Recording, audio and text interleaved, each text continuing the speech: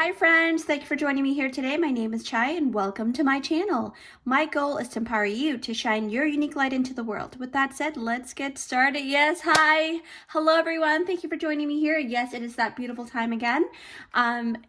I have something really special to announce here. Friends, I'm super excited to let you know that this is a collab video, okay? It's with such an amazing diviner, and her channel name is called Silver Star Priestess. Her name is Heather. I'm so honored to do this Egyptian theme with her. It's actually her idea, and I was like, yeah, let's do that. So that was a really great idea that she had. And because if you enjoy sacred geometry and more in-depth occult knowledge, you will love her channel so much, just like I do. So I kid you not, she's extremely knowledgeable and super wise, okay guys, especially in how she delivers her messages, and there's always something to learn from her videos. So she's got such a big heart, in my opinion, and it really shines through into her videos, so I wouldn't want you guys to miss out. So go watch her video after this one. It's titled Egyptian Timelines, okay? So my title is Your Crazy Past Life in Egypt, What Did You Do? So with that, the next scene will be the top-down view of each pickle pile, and I will meet you at your pile. Hi guys, thanks for joining me here. The top-down view of all the different piles I have here for you guys.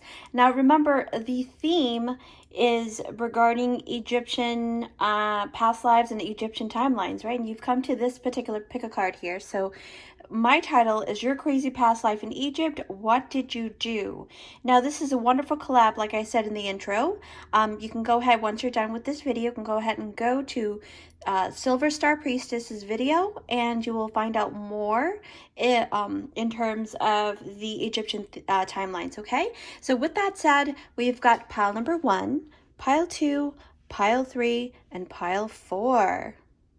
So pile number 1, you have picked out the lapis lazuli, and this is a very special lapis lazuli because this is a natural stone here, which has a lot of like indigo color and some gold. Now, when I first saw this at the store, right, the stone store, I noticed that it actually reminds me of Anubis, because as you can see, the scepter here that he's holding, and that looked like Anubis to me. So that was pretty interesting, and that was not painted on. It's basically the how it formulated, or how it formed, or if that's a word. Yeah, so that's how it formed.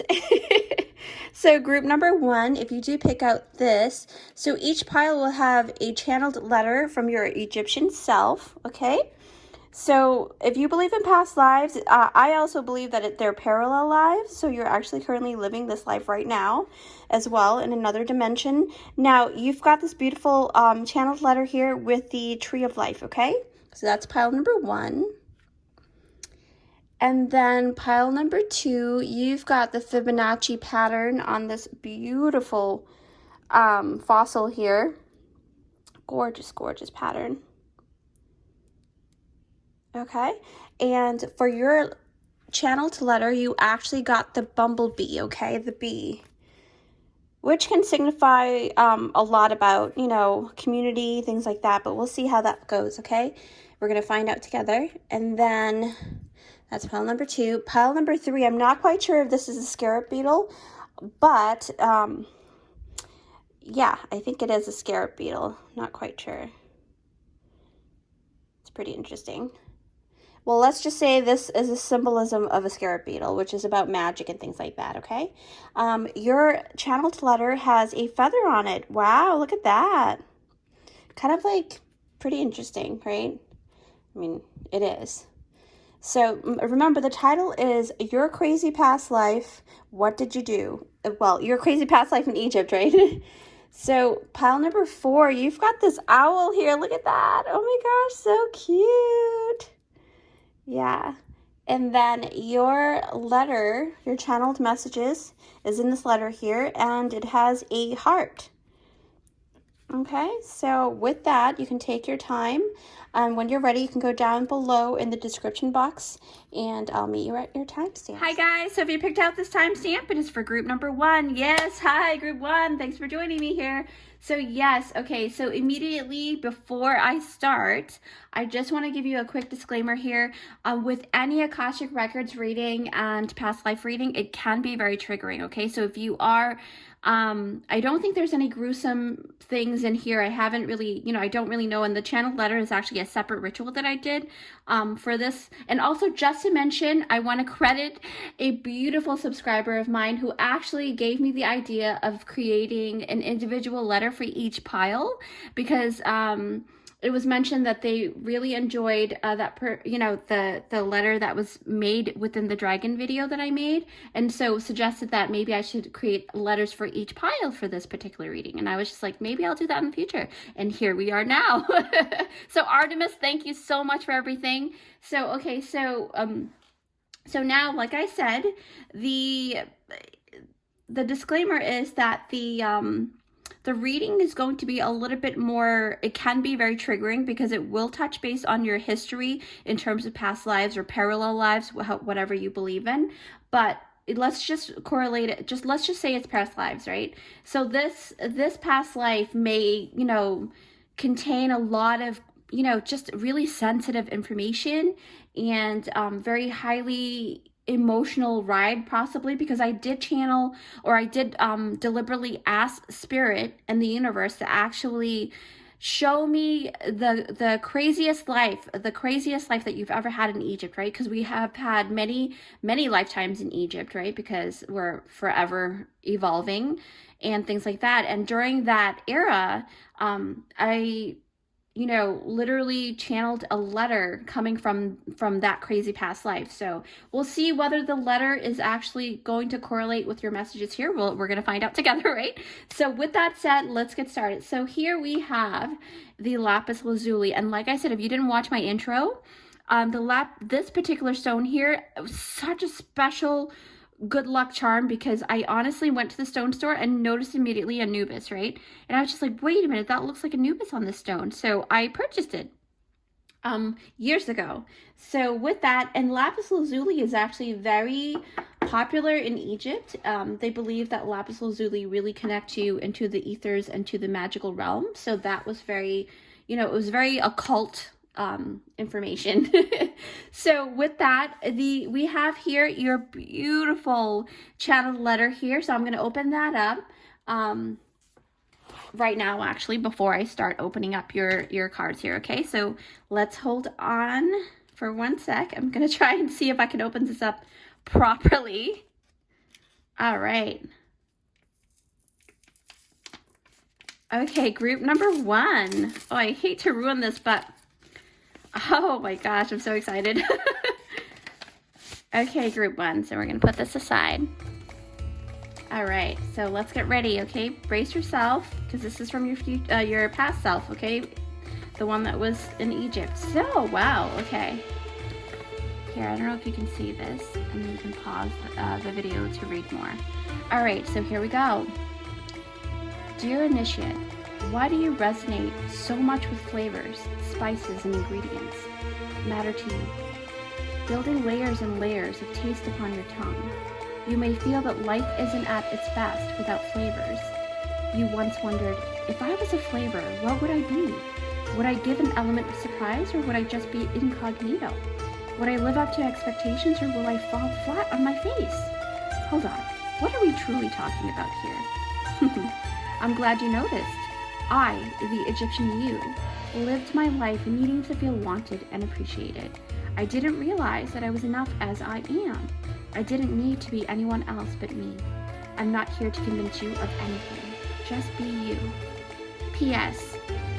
It's a landmark that will speak to you. Okay, so I remember this part where they actually gave me an image of a certain landmark, and I was able to look online to see what the coordinates are. So the coordinates is 25.7402 degrees north, okay?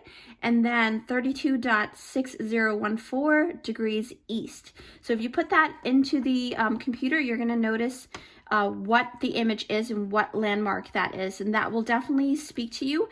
And just to give you a disclaimer too, sometimes when you do look at a certain image, it will kind of activate some kind of initiation, or you're feeling like you're able to tap back into that lifetime, okay? If you're not ready for that, then don't look that up. So with that said, let's get started, guys. Wow, that was beautiful. I don't know if I read that properly, but I did my best. So group number 1, let's see what your cards are, okay? All right, group 1.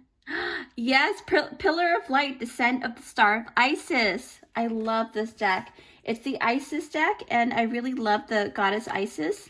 She's the bringer of life, okay? So Mother of Life, Nourishment of the Golden Grain Mother. We were just talking about that. That's so funny.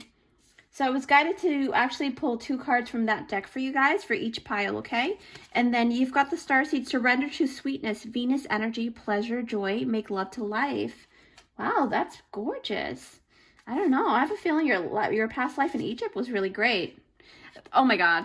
So as I said that, you've got the chess game. So basically the chess game is a lot of drama. So of course, you know, the title is Your Crazy Past Life in Egypt, right? What did you do? I'm gathering a little bit more and more as each card is unfolding. Spirit Fox, Trust Your Talents in Changing Times. Wow. All right. This is pretty cool, group number 1. All right, so and then you've got Brilliance. I love this deck so much. I love how they illustrated each character. So I was so drawn to it. And then your spirit animal is number 31. Again, if you see any numbers within your spread here, just go ahead and go online to look that up, okay? So Groundhog Spirit, Time to Let Go. Wow, that's pretty intense. Something that you needed to let go back then. Okay, so number 35, First Chakra, Archangel Michael. I'm going to try and see if I can still place it somewhere. We can see it in the screen here. Fire, number 15, Solaris, Sublime. Okay. Put that here. And then your stone and crystal is Patience. It's called Pyromorphite. Wow. And then, wow. Oh my gosh, it's so funny. If Artemis, if you're watching this is definitely your pile. Look, Artemis of the Forest. Now you're independent and free, number 32. Okay, so wow. This is amazing. Actually, I'm going to put this here. Don't worry if you can't see the cards right now, because normally, you know, if you follow me for quite some time now, I usually pick that up and show it to you guys. So with that said, per usual, I normally take a couple minutes to see what type of storyline is coming out of this spread here. So, but in the video, it's going to be about a couple seconds for you guys. So I will see you in a couple seconds. All right, friends. So I was able to actually see a very gorgeous, very dramatic lifetime here for you guys, because remember, I did a ritual to ask the universe to show me the most craziest lifetime you've ever had in Egypt, right? So this is what I've got, and here we go. So immediately I'm drawn to the Pillar of Light. Okay, so this is a gorgeous, gorgeous card. But what does that mean? Okay, what does that mean for you guys, group number 1? So you were drawn here because inside your soul, it is asking you to remember your past life, right? Or parallel life. But let's call it past life for the sake of the video, right? So I have done the ritual, like I said, to actually speak to your higher self as I divine these cards here. And I was actually able to channel a letter from your past life. And when I read that letter, it you know, I really don't know if it's going to correlate to the cards that came out, but we're finding out at the same time together, okay? But immediately I noticed that this Pillar of Light card had an image of a very strong person, right? I can gather that you were extremely powerful in this lifetime, okay? The one that I'm tapping into right now. And you know, it's all about being able to actually receive and hold the light from the higher realms, because that's what this card is all about. You know, it's about shining your light into the world, right? With the light that you're able to kind of bring ground from the ethers, okay? It's a huge responsibility, okay, guys? So because of this, I know that in this lifetime in Egypt, you were someone that had a lot of people looked up to you, right? You are this pillar of light for them. And as I can see through your spread, you held a very high status in society, especially, you know, to have this kind of light. It lets me know that you have a strong ability to actually influence other people, okay? And you were probably a royal or some kind of like well-respected person for that society. And even the pharaoh and royal court has the utmost respect for you. And that's what I gathered from what I can tap into in this lifetime. who knows, maybe even, maybe you're one of the royals. I'm not sure, but well, let's see what comes out, okay? So as you can see here, group number 1, the Mother Life card has shown up in your spread because I did deliberately divine 2 cards for you guys, okay? So the Pillar of Light and the Mother of Life. I truly feel that for a lot of you guys, you were a man in this life, okay? Despite the patriarchal society that has held during this time, you were really tapped into your divine feminine, okay? You were one of the very few, to be honest. Now, with that said, though, I do acknowledge that, the Egyptians were very attuned to the divine feminine in many ways. But a lot of the high status women back then were actually somehow connected to a masculine figure that held a really strong position, and actually helped aid the feminine to stay put within, or not stay put, that's a poor word, to actually sustain their position, right? And that's, I mean, it's kind of, I don't know, that's what I noticed about the Egyptian culture when I was researching about Egyptians back then, right? And, that really tells me that the masculine was able to actually protect their position, right? The feminine's position, which there is nothing wrong with that. From what I learned about the society, women were still able to actually own properties and actually, hold an equal position in court. So in some ways, they weren't entirely patriarchal, but nonetheless, the society at the time, from what I am tapping into, it was dominated by men, okay? So I'm putting emphasis on this because that actually shows you how against the grain you are, right? How in this particular lifetime, because you have the Mother of Life, it says here, nourishment of the golden grain mother, right? You exuded a lot of wonderful feminine qualities, okay? Group number 1, you were abundant and you had so much energy and life force, okay? And people around you trusted your ability to actually help society's positive growth. And to them, you are so nourishing. You had a very positive outlook in life, okay? I mean, despite the rough upbringing you actually had as a child, because I just got that image through my mind right now. So to me, I just noticed I actually had, it's a really, really bad image that I had. And that really led me to knowing that you had a very rough upbringing. But at the same time, it was also, you were loved, but you chose to go through these trials and tribulations on your own for some reason, okay? And I had a vision of you being placed in an arena of some kind, and it was almost like you were there to fight, to show your strength, right? Because back then, the masculine is to show how physically strong they are and how adept they are in terms of agility and a lot of these different things that may pertain to what they thought or their belief system as a masculine, right? And it was like some kind of, I feel like it's like an initiation of some kind, right? And you actually fell down many times, I noticed, because in the image that I saw, you were fighting and you fell down and you were so young. I think you were like really like 10 years old or something. You look really, really young, but you were very, very skilled in fighting. But you never gave up, and you were taught by the people that took care of you that you can actually achieve anything if you really want it. So this is telling me that I was actually told that you were, oh my gosh, trigger warning, okay? So you were actually an orphan in this lifetime. And someone took you in as a baby, okay? And now I did gather that the person that took you in was also of high status, right? And hence why you always felt the need to be the best. And that's why I kept feeling like you were the one who put yourself in the position of having to fight to show your worth, right? With that said, though, it wasn't like you were deprived of any love, especially not from your adopted parents. I feel like this card right here that came out with the maternal figure was actually extremely loving to you, and to her, you were actually her child, okay? It didn't matter whether you were like blood related or not really. You had a rough upbringing in terms of other things, but in terms of love, you really were very cherished in love, okay? What else do I see here? Yeah.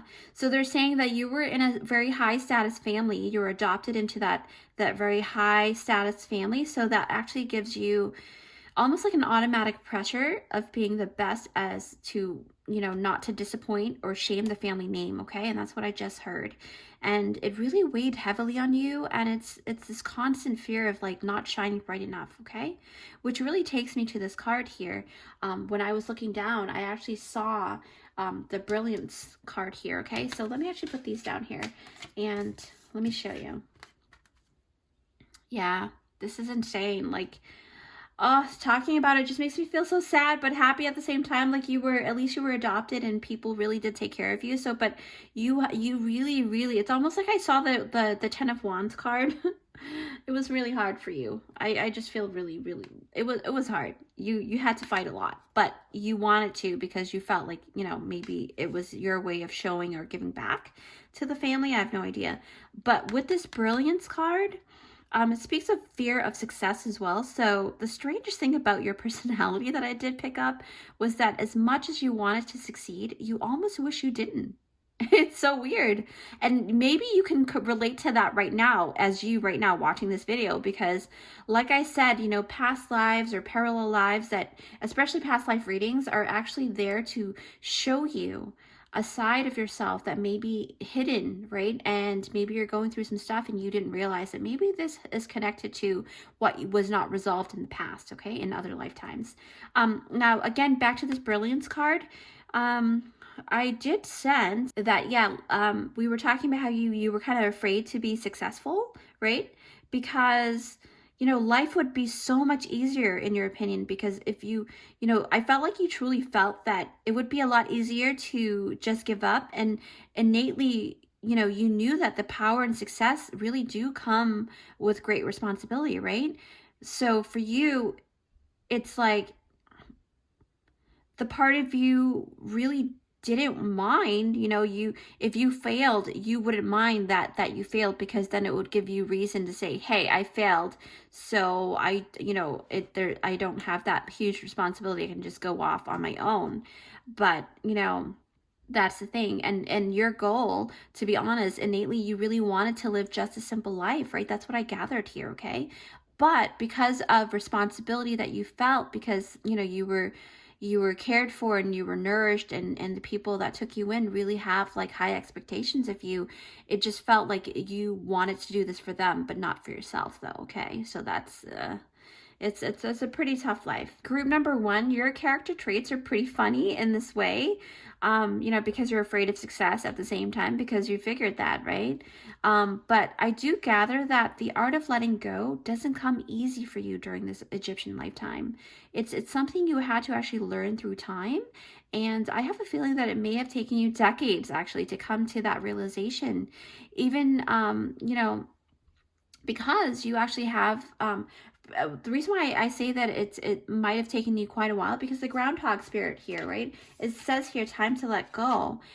So with the groundhog spirit, it really tells me that you were actually quite an observer. And that's why I kind of gathered that you were more of like, even though you fought really well and you're very agile and you're very clever and quick, and swift, right? Because you've also, it's almost like you have a duality within you. You're like slow but quick at the same time. It's the weirdest thing ever. Sorry, my knees are itchy. But anyway, so groundhog spirit, time to let go, okay? So with that, I did gather that with your ability to be quite an observer, right? Like I said before, you have such an elevated ability to actually pay attention to details. And this part of the reason, you know, it just makes me feel like you are really well favored by the royal court, okay? Nothing slips by you without you seeing or noticing something, right? You always have like the most heightened sense of intuition, because groundhog actually have the ability to like slow down and assess their surroundings. And if something is off, right, then they will seek shelter to keep safe. So same thing with you in this lifetime. You would actually notice, if say for example, if you go into a room and you'll notice that a furniture was moved. So that really shows that your attention, you have great attention span also. But the thing is, you were really favored by the ladies too. I did gather that. I just saw a couple of ladies giggling. But the thing is, what I'm noticing is that when the ladies have their hair differently in the most minute ways, you actually would notice it and you would compliment them. You know, with that said, talking about braids, back in those days, women actually you know, how things were done back then is that women from different levels of status would actually have their hair braided according to their lifestyle, okay, in Egypt. So for example, those of higher status would actually, you know, adorn many different braids in their hair, as opposed to a more common folk, because, you know, it's really depending on like the commoners would probably, the women would probably wear their braids a little more, much simpler, okay, because mainly because of the kind of work that they do. Yeah, so that's what I just wanted to mention. But anyways, back to the back to your vision here. So you were actually, like I said, you were so detail oriented that you were able to see the little things that these women would do to change up their hairstyles. And so because of that, you seem very charming to them. Okay, group number one. Wow, I'm like, I keep seeing the ladies giggling and stuff. So that's pretty cool. So to me, I feel like in their eyes, you actually made them felt loved, right? And noticed.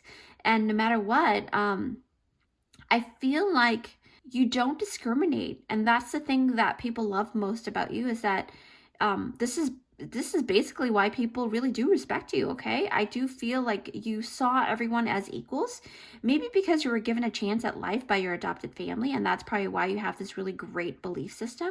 And so you were given grace by this society too because of that, okay? And this actually gave you a very strong foundation as a person, okay? And you were seen as like the healer and protector of society, because I keep looking down and I'm trying to gather all these words to put together for you, because it just feels like you really were like a protector and a healer, okay?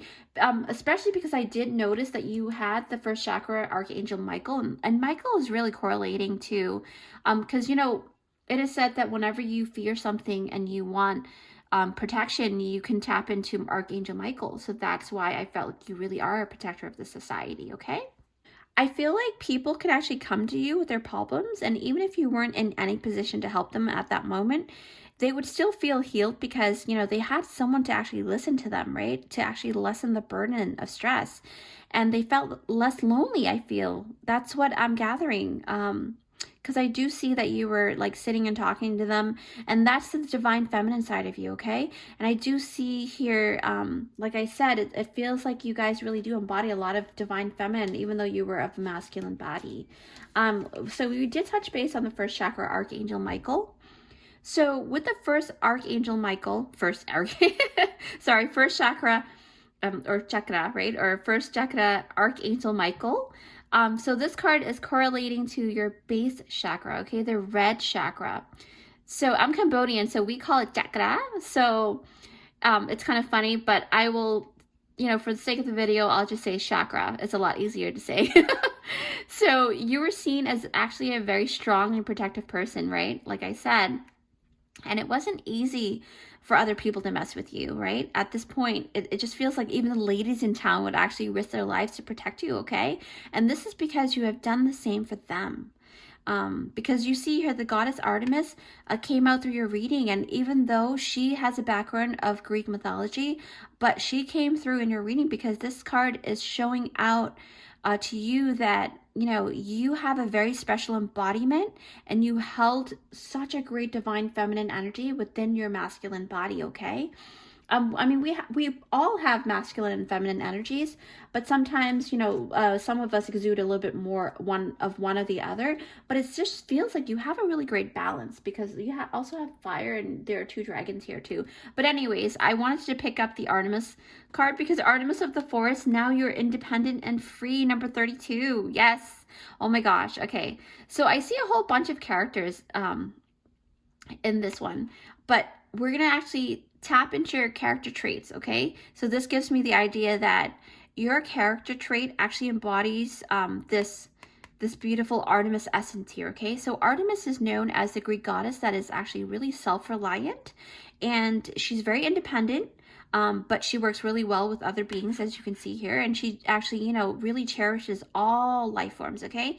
Even though she hunts because she's known as the huntress, right? She actually placed value in the understanding that every life is worth living, okay, guys? Group number one, that's how you guys think. Every life is worth living, and every death is worth honoring, okay? Because she doesn't let anything go to waste, and if she has to take an animal's life, she preys upon their dead body, and she utilizes all of which they leave behind, right? Anything that they leave behind, like their, for example, I was just noticing that you must be wondering, what does this mean for you, right? So during this lifetime that I'm seeing is that you truly honor every life, right? Humans and animals alike, and you don't have any extreme differentiation in that manner. And if you needed to hunt animals for food, you won't throw anything away, okay? And that's what I sense, because you would actually wear the skin of the animal, right? That's how you honor the dead in that way. Well, with animals, obviously, right? But you cherish all of them, okay? And it really makes sense because, for example, I mean, if you hunt a deer, right? And for you, I see the image of you wearing that deer's fur and skin somehow.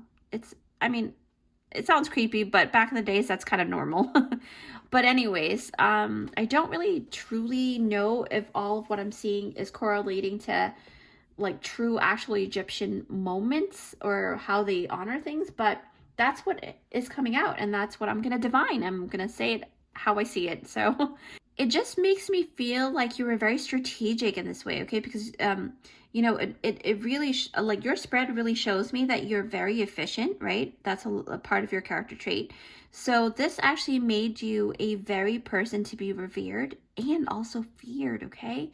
At the same time, and it's because of the character traits that I mentioned earlier. And I really honestly think that you actually hold very strong moral codes because you actually live by, because I keep looking at the chess game here.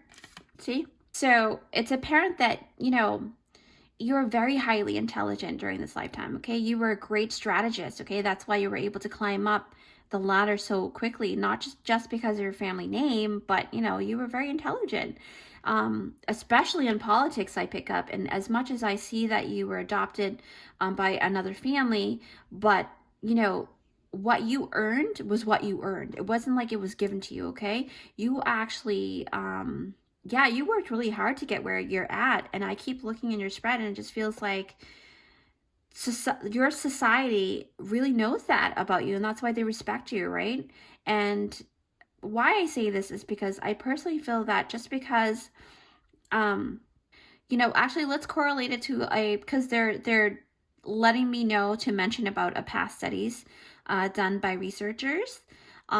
So in the past, right, I don't know what year it was done, but there was a studies done a while back on how different siblings thrive or strive, even though they had similar environment conditioning. Researchers found that one sibling was struggling and the other one really did really well, okay?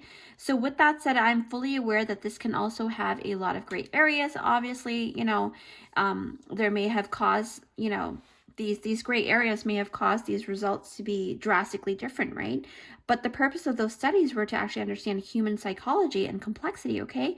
And they found that even though these siblings grew up in a similar environment, and I do emphasize the word similar, okay? Not the same, because we are all in, our own world when it comes to our own perception, right? Even though we grew up in the same house, but we all may have been treated differently, correct? So in this way, I feel like that, well, basically the researchers saw character traits that may have given one sibling a heads up or a stronger will to survive and thrive, okay? So that's why I really wanted to mention that, is because, talking about how hard you worked, right? And even though you were given that environment, that great environment to flourish, it wouldn't matter if you had poor character traits. You wouldn't have taken that opportunity and really reaped the rewards from it, right? So that's what I'm saying. So basically back to this lifetime here, okay? So why I mentioned that is because it was who you are that made you a success to the level that you achieved, okay? You were filled with spirit and passion and patience and especially cleverness, right? And because, I do see that you have a lot of cards that indicate that you are all of those things, like the fire card, the spirit fox, and the stone of patience here. So let me actually see where I'm drawn to. I feel like I really do want to talk about this fire card here. So this fire card is to reiterate the base chakra card, right? With the Archangel Michael, with the passion and the strength that allows you to actually go for your goals, right? So it also talks about you being balanced within your feminine and your masculine energies. I remember this card. That's why I was thinking about the duality, right? Or the not duality, but more of like both energies. So like I said, with this card, with the Spirit Fox, because, it just really, because, well, to me, I feel like the fox is always kind of embodying like red hair. So it kind of reminds me of the fire element as well. But anyways, with the Spirit Fox, it keeps you alert and clever, okay? This is the thing that allows you to strategize. And that's why you're so good with this politic thing, okay? Yeah. And I feel like, I don't know what else, because I was like pyro. Pyro talks about fire as well, but it's patience in a different way. So this is talking about pyromorphite, right? It's the patience stone. Much like the groundhog, because I feel like the groundhog is more of a sense of having patience, right? Because remember, the groundhog likes to slow down and assess the situation first. So that's why I really want to correlate the two cards together. So the pyromorphite is the patience card here, right? And much like the groundhog, like I said, it really holds patience, right? Because of the groundhog, really slowed down to assess the situation before it starts to do anything. But the thing is, this card really speaks about the solar plexus and the heart chakra together, because look at the color here, right? It's a crystal limey green color, and it's like a yellow mixed in with the green color. So that really tells me that the solar plexus taps into your gut, and it allows you to feel your intuition, right? And so it's the internal compass, in my opinion. And what I also gather is that during this lifetime, you actually speak to your heart, okay? Because of the stone, it really tells me that you actually physically talk to your heart. I know it sounds crazy, but there's a study about that too, okay? You can always look that up online. So I just saw you placing your hands on top of your chest, and you ask things of it, right? And you ask and you talk to your heart, and it actually have a conversation with you. And the way that your heart responds to you is that it gives you thoughts or feelings, right? And that's how you are really able to maneuver through society and really like ranking up so quickly like that because of it, right? You utilize that energy. I don't know, that's insane. I feel like maybe I should start doing that too. So basically what I am noticing here is there is one more card that I almost missed actually. Surrender to the sweetness, okay? Well, it really wanted to emphasize that you were slow and steady, even with the clever and swift mind that you had, and you were able to build wealth and status honorably, right? And you did everything correctly. And I didn't mention earlier in your reading that with great power comes great responsibilities. So this life lesson of yours took some time to actually emerge for you, like this one here. It was truly hard for yourself, you at the beginning, right, of your life in this lifetime. You actually truly enjoyed life and wealth. And so this life lesson of yours took some time to emerge for you, okay? It was truly hard for you at the beginning of your life during this lifetime to actually truly enjoy life and the wealth you had because of the really heavy burdens of the responsibilities you felt because you were brought into the family from outside, right? But as you age a bit more and life doesn't seem so chaotic, it wasn't about going out to fight battles anymore or going out to hunt anymore. So it was not until I feel like you were like in your late 50s or 60s that you actually finally knew how to actually slow down a bit, okay? And you learned how to surrender to the sweetness of life, okay? So that is amazing. Wow, group number 1. That was such a roller coaster for you guys. You guys really had a roller coaster of a life in that one. You actually led such an amazing life, and I honor you guys with this one. So with that said, please don't forget to give it a big thumbs up if you like this reading. And if you haven't already, come join our amazing and creative family here, where I do interesting and empowering pick-a cards for you guys, okay? So that you can actually shine your deliciously unique light into the world, and it's totally free, and it will help my channel to grow in order to help as many people as possible. That's my main goal. So feel free to like, share, and comment down below. I love interacting with you guys. And also don't forget, this is a collab video, so go ahead and go check out Silver Star Priestess's video to get more in-depth information, because she's really good with like a lot of different timelines and stuff, and that's why that topic is for her. And I tapped into your past life, so you can go ahead and check her video out. Thank you again, and I'll see you in my next one. Hi guys, so if you picked out this timestamp, it is for group number 2. Yes, hi, group number 2. Thanks for joining me here. So before we get started, okay, again, the topic for my particular video, this is a collab, so after this one, you can go ahead and check out Silver Star Priestess's video. It's called Egyptian Timeline. Sorry, I spaced out for a second. So my title is Your Crazy Past Life in Egypt. What did you do? Okay, so if you didn't see the intro, I did deliberately ask the universe to show me the craziest life that you've led in Egypt. So also, I wanted to thank Artemis, one of my beautiful subscribers, who actually gave me the idea to do a specific channeled message and letter for every single pile, just kind of, because I did a channeled letter from the Dragon Collective. So then I was asked, or it was suggested, and that was a great idea. So here it is now, Artemis. So I'm so thankful for that. So with that said, group number 2, you have picked out this beautiful Fibonacci pattern. What is this, like fossil? I think that's what it is. Yeah, it's so gorgeous. So with this Fibonacci pattern here, it really correlates to creativity, right? Creation. So that is really a lot of feminine energy. So I'm pretty sure you were probably either a female in this lifetime, but don't quote me on it yet, because we have to see what's going on here. But so here we go. We're going to put this right here, and we're going to open your channeled letter. Oh my gosh, I'm so excited. Okay, let's see, group number 2. Oh, it's so beautiful. I hate to ruin it. All right, so let's see. Okay.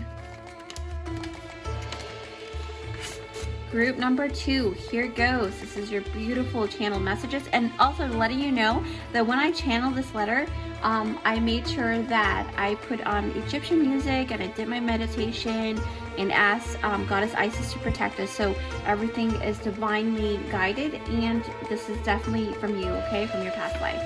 So here we go. Wow. All right, it says here, wow, you guys got the big letter one, okay? So basically it says here, Dear Initiate, you've been hearing ringing in your right ear, so you have heard my call. Dear future me, there's much to share. Let's not allow your doubt to hinder our integration. You've been wanting to pursue it. What's holding you back? Relax your shoulders and take a leap of faith. Yes, with everything new, it will require patience and learning. But once you learn it, you get to keep it for life. Skills that no one else can take away from you. Bits and pieces of knowledge passed down by the divine through unexpected channels. You might just be surprised at how quickly you will learn it. That's because it's more of a remembering. Don't underestimate yourself or the micro self living within you. Your cells hold in-depth memories of all you've ever been, even of me. And so my question to you today, how do you want to show up in the world? I hope that you will choose to shine your brightest. Remember who you truly are, a star within a star. Wow, that's a gorgeous message, group number 2. I'm going to go ahead and do this so you can pause the video so you can actually read it on your own. Okay. All right, so down here it says, P.S. It's a landmark that will speak to you. So after I divined this message here, basically what they showed me visually, it was like an image of something, but I wanted to keep it like a beautiful, like a scavenger hunt thing. So I was told to actually go look up the coordinates for it. So this is the coordinates here. It's 29.9753 degrees north, and then 31.1376 degrees east. Okay, so you're going to find what that landmark is in Egypt. And also, just a warning, it may be very triggering because it can actually trigger an initiation kind of ascension. So if you're not ready for that, then I would wait off on that one. But anyways, group number 2, let's do your reading here. I'm so excited. Okay, so basically, here we go.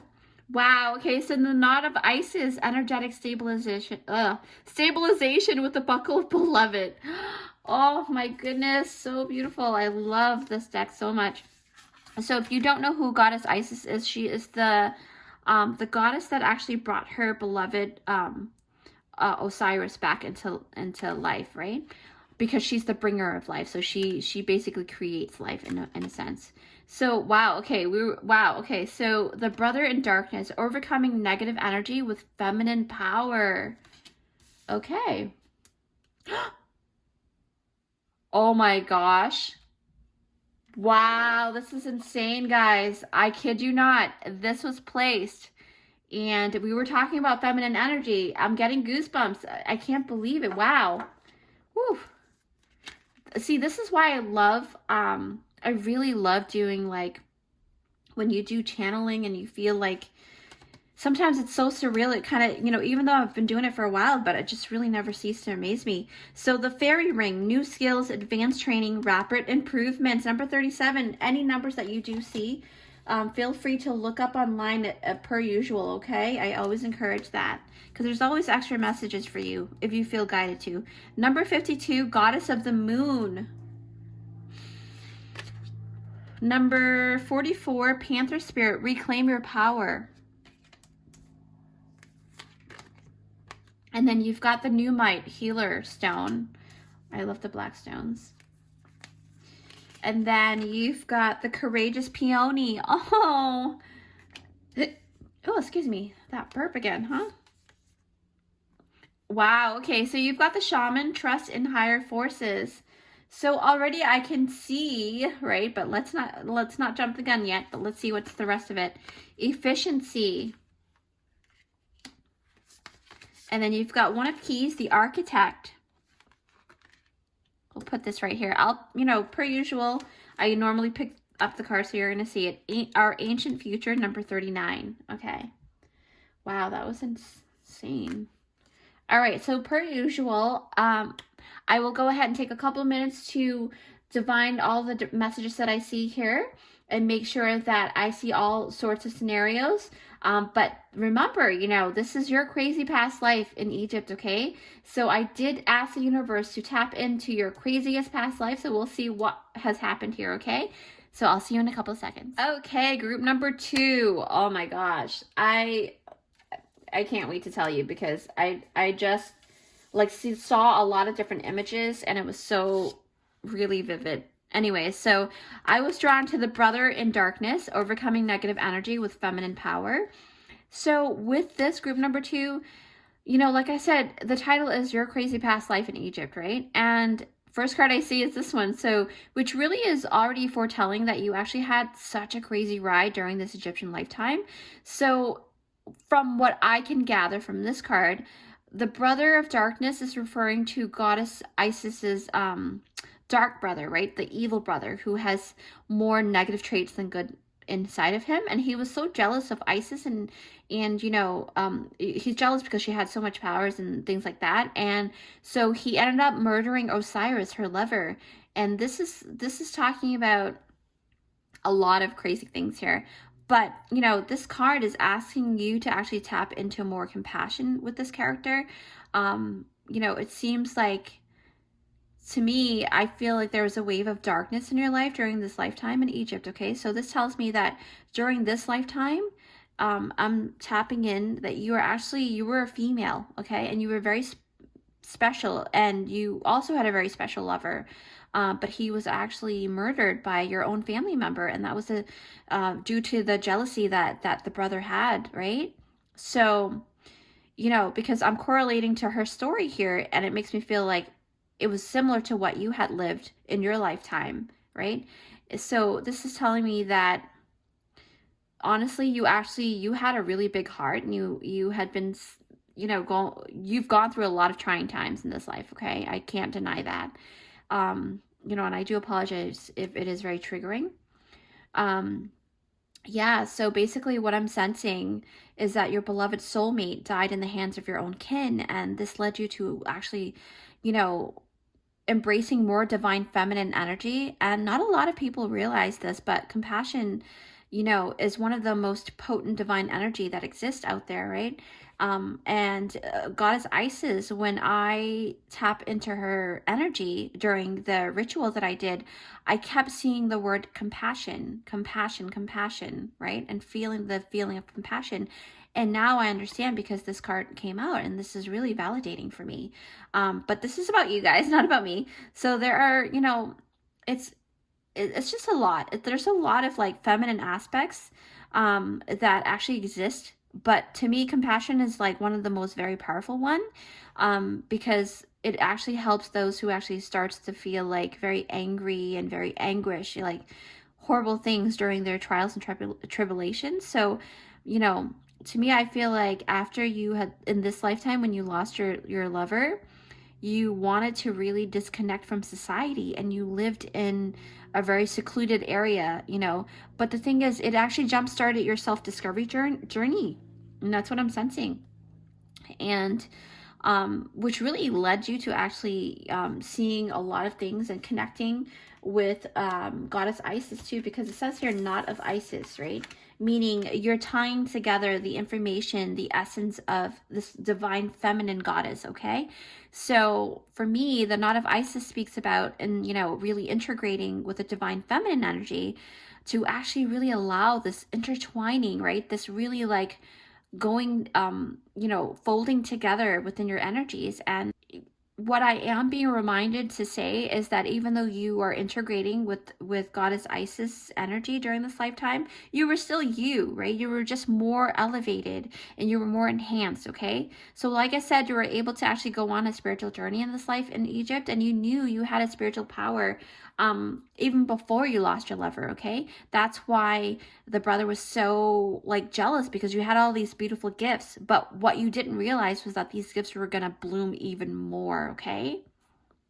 So basically what I'm sensing is that the horrible experience of losing your beloved, it actually propelled you into really going into your full divine feminine goddess energy, because I do see like the shaman here. So it really tells me, and oh my gosh, like you actually I almost forgot. Like I did see this, right? Goddess of the moon and shaman together. Like you have the divine masculine, divine feminine kind of energy. I mean, you don't have to be a masculine as a shaman. You can be both, right? But in this depiction, it's showing a man here and you've got the women here. So you really do have a lot of that good balance. But I feel like you have like this really special power within you, okay? So let's actually, let me pick this up and see.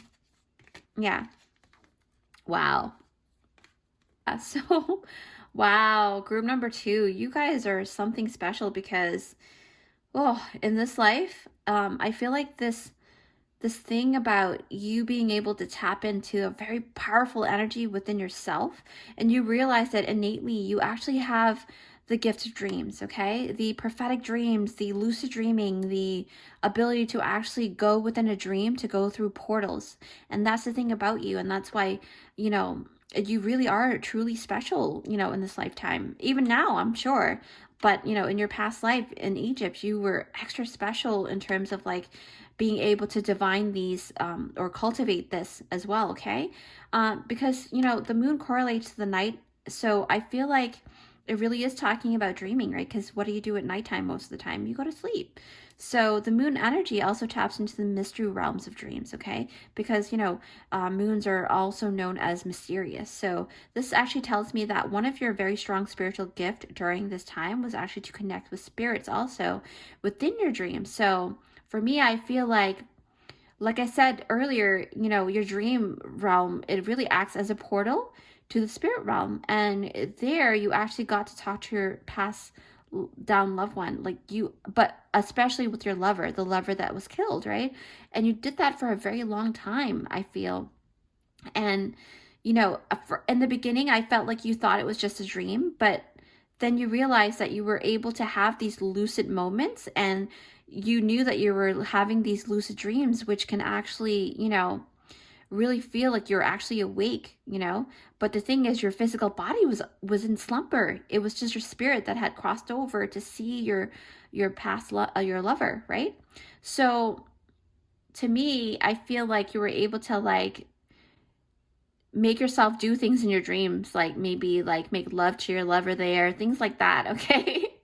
So yeah, wow, you're so powerful, and this is such a crazy ride, right? So for me, I feel like you during your waking hours, you continue to actually study the art and knowledge of shamanism, right? And you began to truly cultivate this gift of dreams and start to have more and more prophetic dreams, okay? So, you know, the thing is, I also realized the more that you were doing that, word spread within the community, and you were actually offered a very high position in court.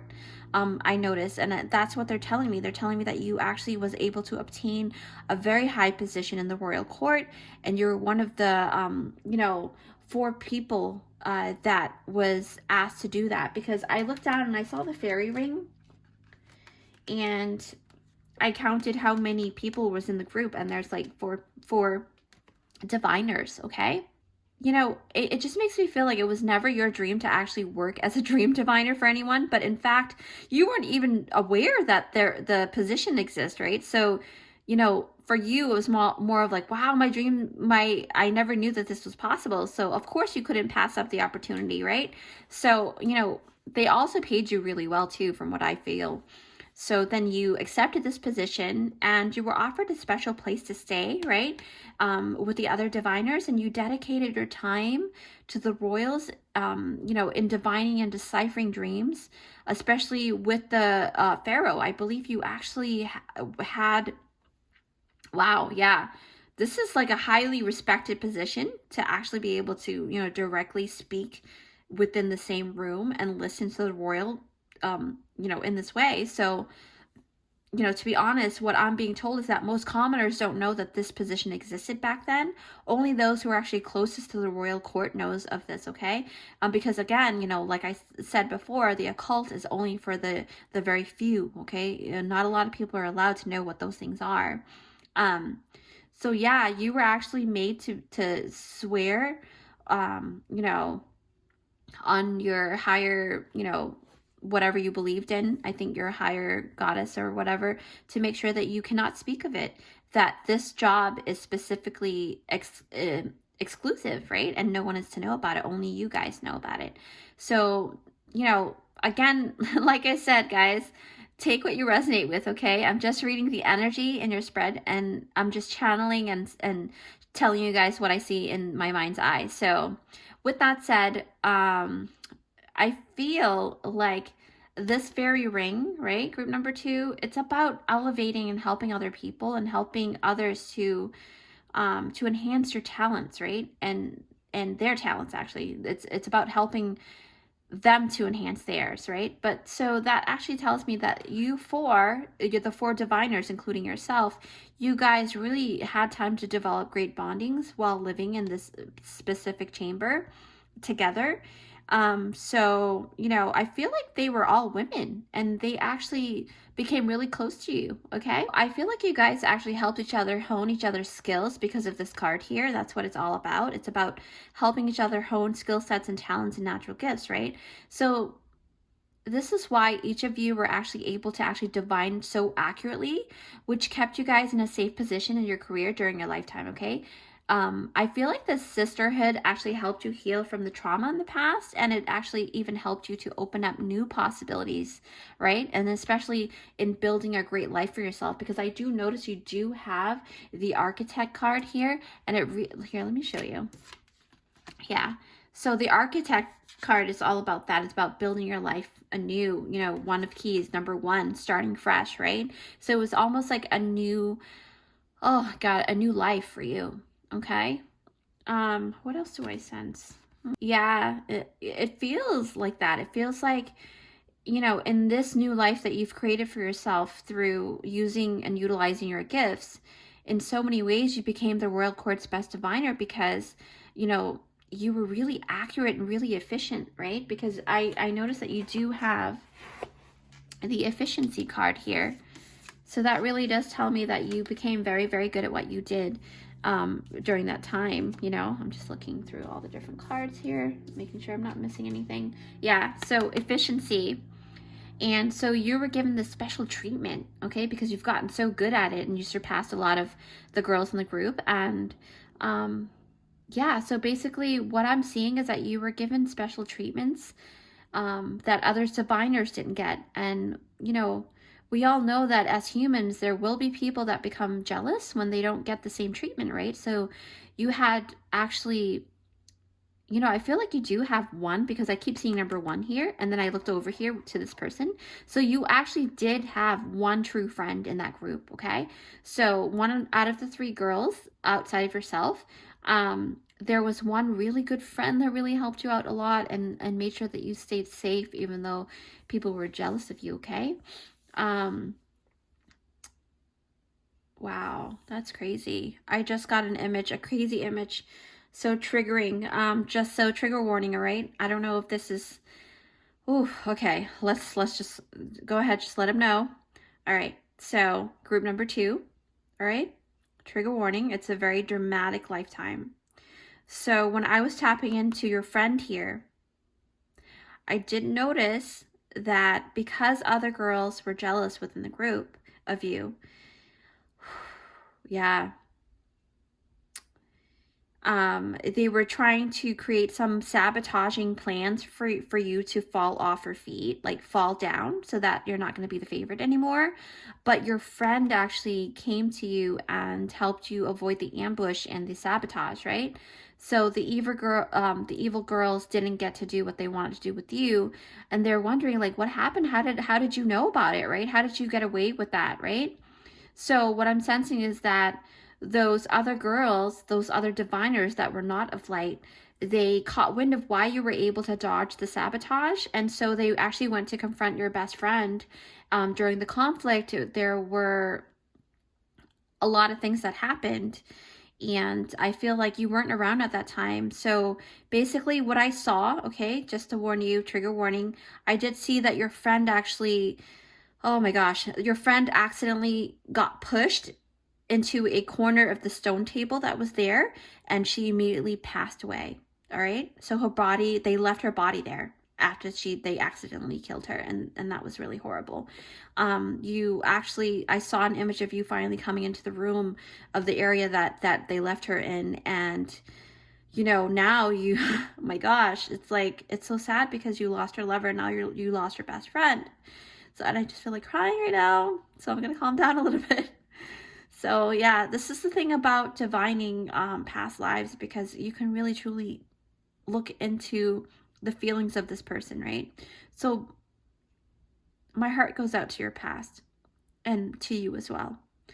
But back to your reading here, if I can just stop feeling like I want to cry. Yeah, I feel like you became really furious, right? It was almost as if you became a panther, because I looked down and I saw this panther here. Okay. You were so furious and upset that why does this have to happen to you, right? And it says here, reclaim your power, number 44. Look that up, guys. There's some special messages here for you guys. So if you guys have been going through a lot of, sorry, I had to wipe my tears. So if you guys have been going through a lot of emotional times as of late, there must have been some kind of connection to this lifetime here, and that's why you were drawn to this reading, okay? So with the Panther spirit, guys, it talks about reclaim your power, like I said. So this really talks about one of the thing I do know about the master number 44 is that it really, it's talking about discipline. Okay, I was looking for that word. It's correlating to discipline, basically, because talk about like the stability, because 4 really talks about having a stable container, right? And in order to have those stabilities and have your results come out properly is to have discipline. So that's why I feel like number 44, the master number 44, is about discipline. So right after you were actually really furious at what had happened to your best friend, you really was able to calm your masculine energy down by way of utilizing the feminine energies, you know, the compassion that you had to dig into when your brother had, you know, killed your lover in the past, right? So you had to do this twice in this lifetime, and that is really insane and powerful, really strong soul you are, because to be able to do that over and over is just, it's horrible. But it's great that you are able to do that, because it shows how high level soul you are, right? How advanced you are. So back to this Panther spirit. Yeah, so you were able to calm yourself down. That's what they're saying. and you know, you didn't want to do anything that you would actually regret. So you were also guided by your guides at that time, because remember, you were very spiritual, so you were connected to the ethers and the spirit realms and your guides and all of those things, right? Your higher self. So you were told not to stoop to that you know, the kind of energies that they were exuding. You were made to understand that certain things happen for a reason, and maybe this is the way that your best friend wanted to go. Who knows, right? But anyway, so it brought you to calmness, right? And so you were smart about it, and you took the higher route and brought those diviners to court for what they did. And because the royal investigators had found that your story was true, you were able to seek justice for what had happened, right? So this really allowed you to actually heal both instances or incidents, right? The one where you didn't get justice from your brother, and this one, in so many ways, you were, you know, through seeking justice through this particular you know, event, you were able to heal from the old events as well, okay? And the thing is, it feels like this time around, you are not allowing others to actually dictate how you should live and how you should love. And those who had done wrong needs to understand that there are consequences for their actions, right? But you were able to utilize the divine feminine energies to seek justice, like I said earlier, and it's about utilizing this energy in such a proper and empowering way that you actually realize that life is going to get better from here on out, because now you know better not to always, you know, be discerning. No matter, like I said, you guys, you know, in my other readings, I always mention, you know, actually, it's so funny because, not funny, but the ability to think critically, to discern, is very important, okay? I want to really, you know, urge you to tap into more of that for yourself, okay? If you haven't already. And, you know, the thing is, it just makes me feel like you, because I keep looking down and I saw the peony, because of what you went through twice, it allowed you to actually become the courageous peony here, right? So for me, this card is all about allowing yourself to be seen as you are, okay? To be you I can never say that word, unapologetically, okay?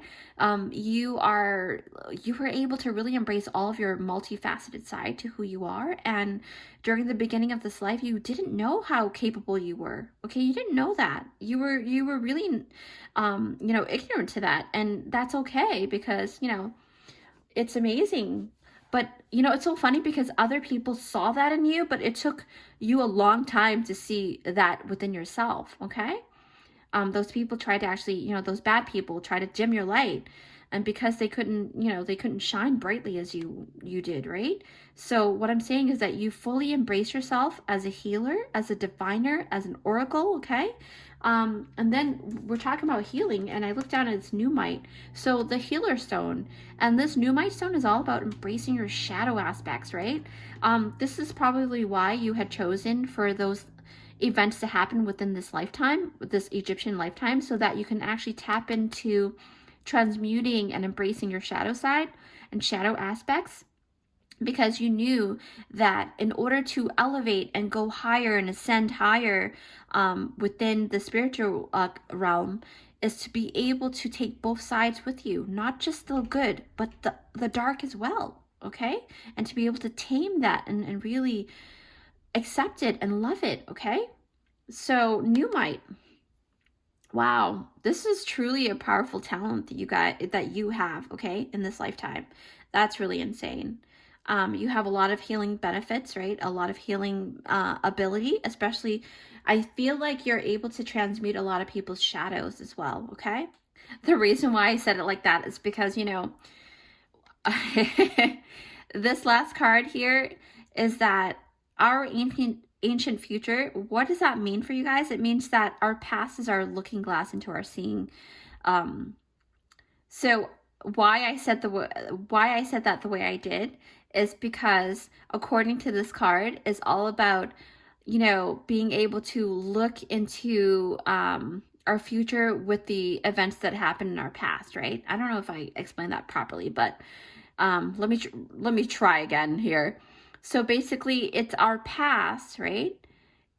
is basically our looking glass. You know, it's allowing us to see into our future, because whatever we do in the past is going to affect the future. Okay, that's better.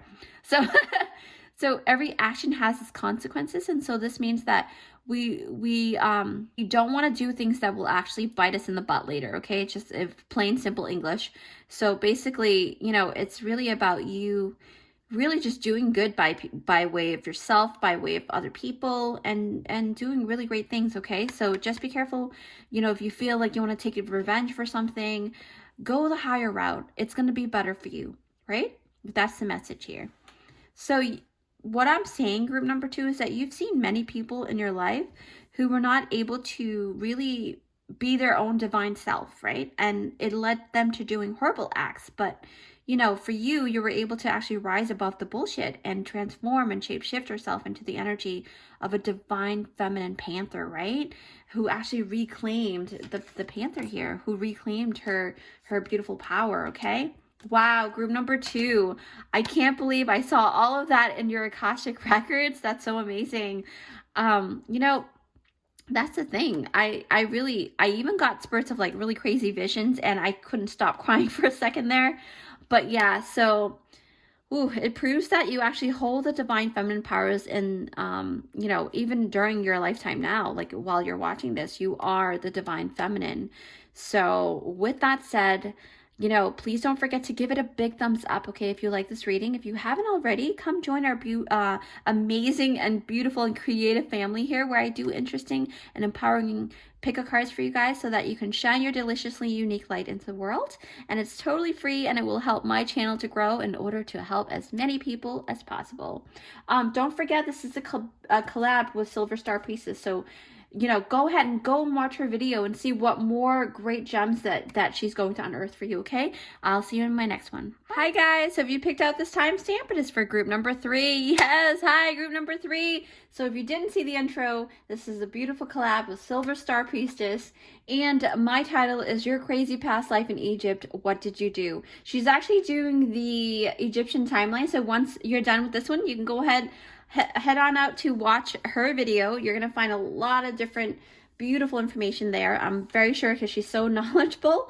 So here we have, okay, just a disclaimer, because I am tapping into your past life and your Akashic records, it can be a very triggering lifetime, okay? So brace yourself and only take with what you resonate with. And remember, this is a past life that you've had, past life or parallel lives, whatever you believe in. That's a tongue twister. So basically what I'm sensing here is the scarab beetle is talking about magic, okay? But I also almost forgot, but I wanted to credit a beautiful subscriber of mine, Artemis. You had suggested to create this beautiful, because I remember you said that I did a channeled letter for the Dragon Collective video, and then you were suggesting that maybe it's a great idea to do for each one in the future for each pile, and here it is. So thank you so much for that idea. I really love it, and I did say I was gonna get pretty paper, so here it is. So anyway, so group number 3, you got the scarab beetle, I believe. Well, let's just say it's the scarab beetle, okay? I'm not sure if it's an authentic one, but this is talking about magic, okay? So we'll see what that means for you during Egyptian life of yours.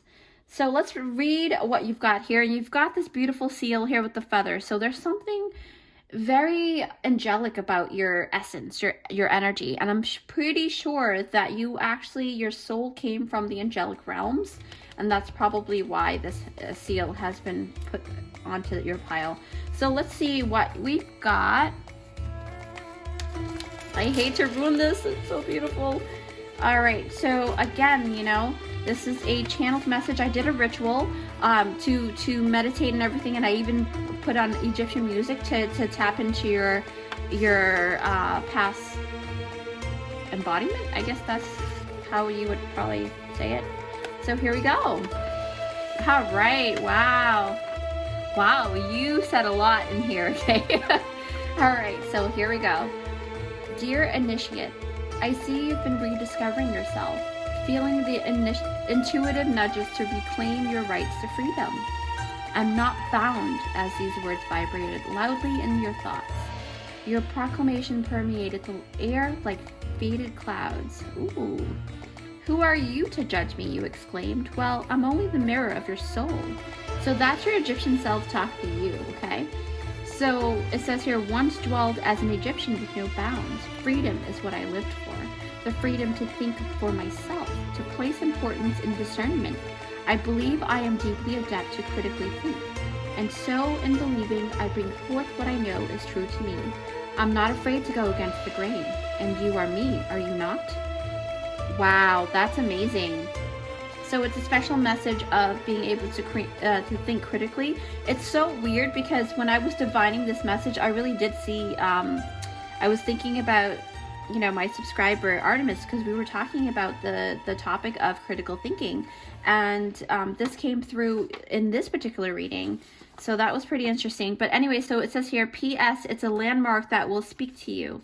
Coordinates. So basically what this is about is that when I was doing the meditation, they gave me an image of a landmark in Egypt that is going to really speak loudly to you, and it's going to initiate something, okay? So the coordinates, you can put into Google and look up 29.9792 degrees north, and then 31.1342 degrees east, okay? So here, actually, let me do this so that you can pause the video and read that yourself. Okay. All right, let's put this aside and let's see what we've got here. Oh my gosh, I'm so excited. Oh my gosh, pile 1 and 2 was really extremely crazy, so I can't wait to see what you've got. Wings of Isis, uniting with the angelic self. Oh my God. Didn't we talk about the wings, angelic realms? Because I swear to you, like, oh wow, that is such great synchronicity. Synchronicity. That's crazy. All right, so we're going to put this aside. And then you have got Life Restored, Priestess of the Phoenix. So something about wings, huh? And then you've got the Stargazer, Set Your Sights Higher. Okay. Remember, the title is Your Crazy Past Life in Egypt. What did you do? Double mission. Lightworker, Starseed, serve the world by being you. Yes. Oh my gosh. Is this about, yeah, it's talking about discerning, you know, your own, becoming who you want to be.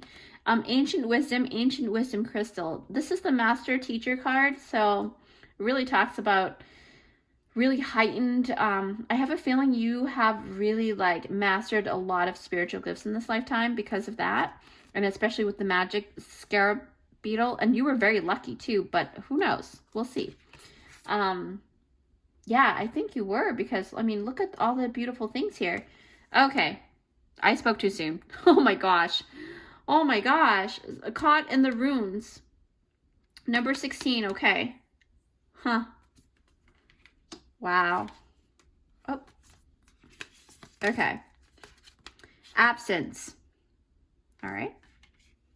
I'm stuck in this card here. Like, wow, that's crazy. So it says here, Flamingo Spirit, embrace the in-between.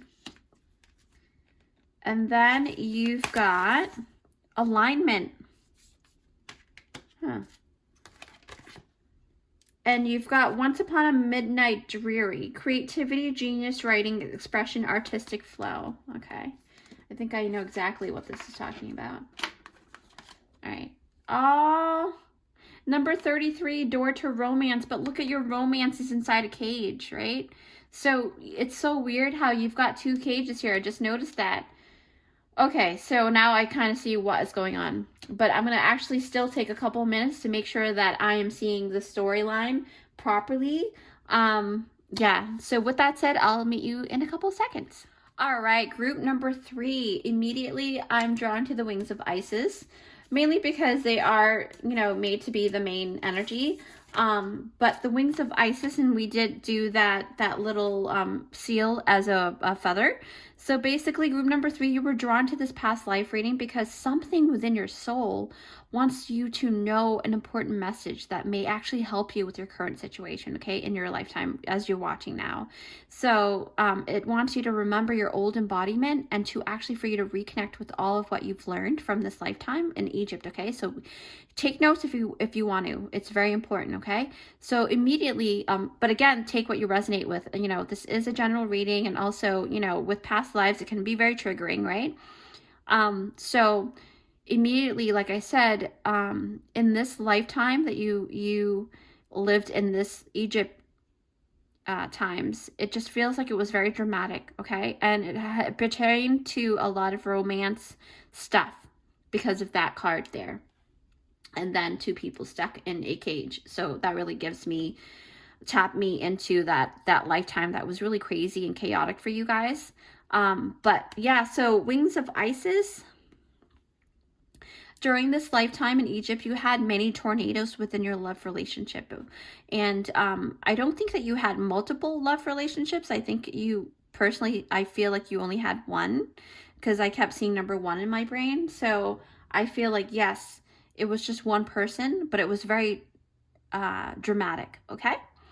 So if you are resonating with this, I'm pretty sure this is your pile.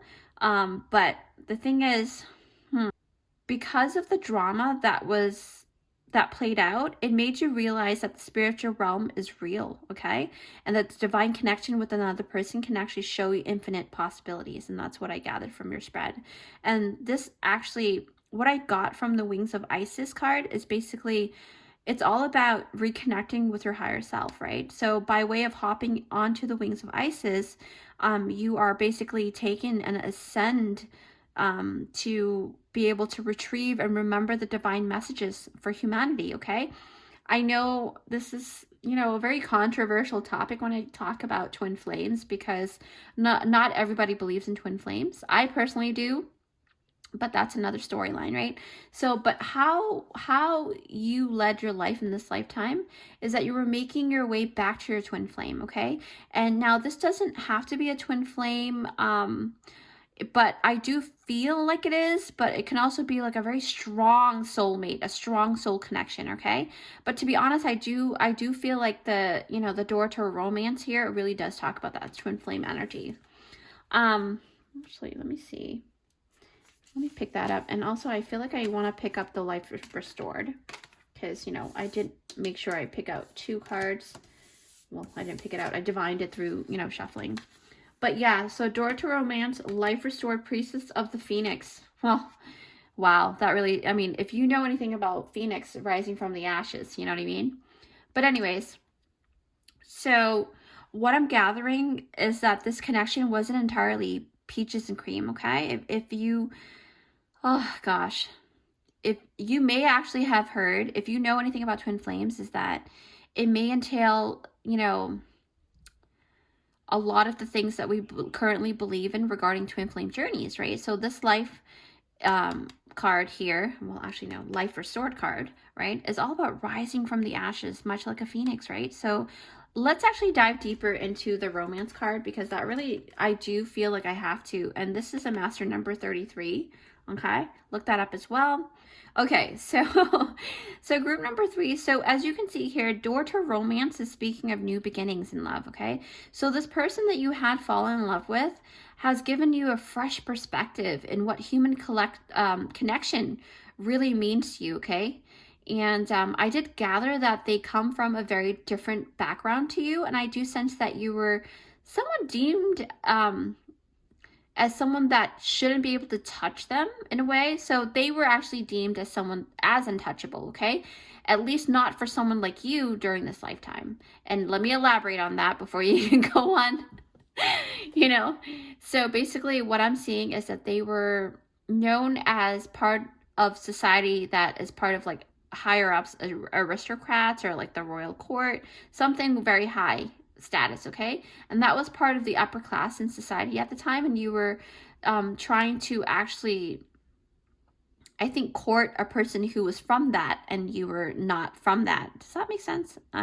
Okay, so anyway, so basically what I'm gathering on you, a lot of your character trait is that you were a dreamer, right? And you aspire to learn a lot of things. And I did pick up from a lot of things that I see here. I just feel like with this, because I noticed the Life's Restored card has a lot of hieroglyphics. So it really tells me, and you did get the Scarab Beetle and you got the Phoenix Beetle here. So it really tells me that you... and the Stargazer card really tells me that you are actually, you were really, really good with creating and learning hieroglyphic writing, okay? Because that's how they communicated back then in Egypt, back in the days. It wasn't like letters. It was more like, you know, pictures and signs and symbols, right? So, yeah, that's the way they were, you know, used to record text and stuff. So, to me, I feel like in this lifetime, your current life right now as you're watching, you may resonate with signs and symbols, right? It really speaks really tremendously to you guys. So that's what I feel like I pause for a second because I feel like there's more to that, but then I'm thinking, I don't know, this card just really tells me something more, right?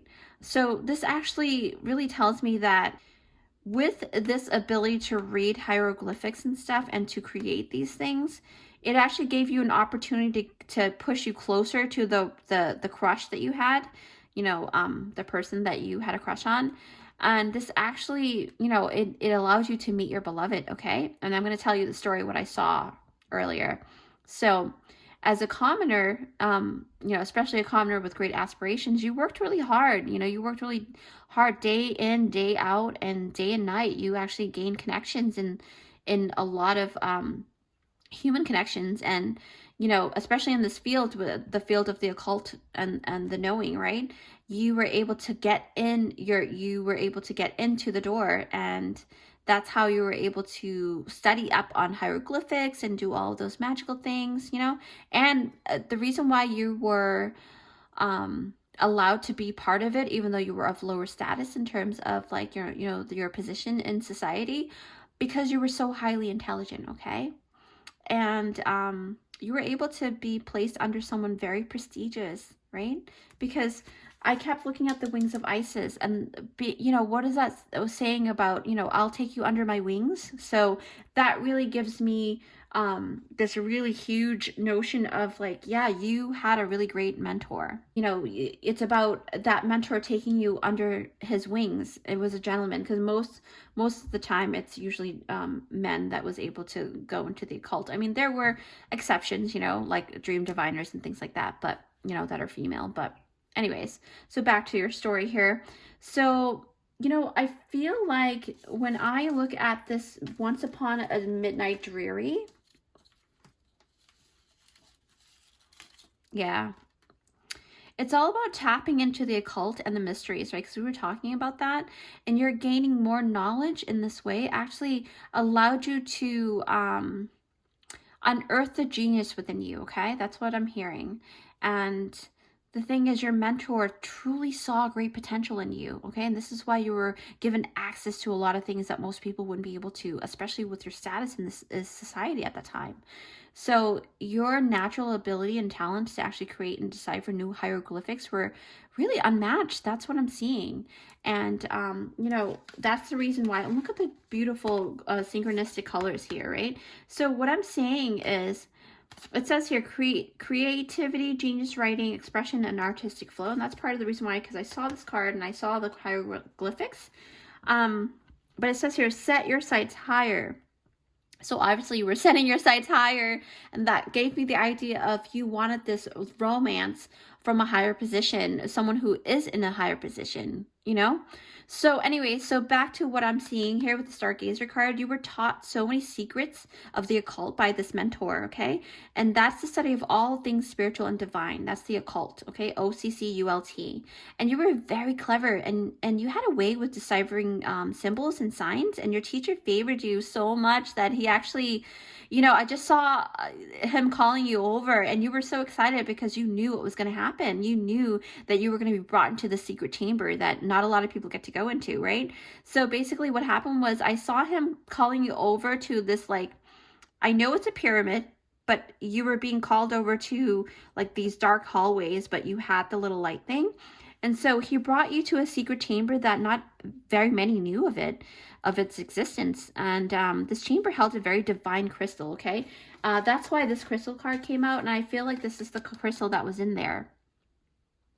Yeah. So my my gut reaction is like, yes, that is true. Okay. So ancient wisdom.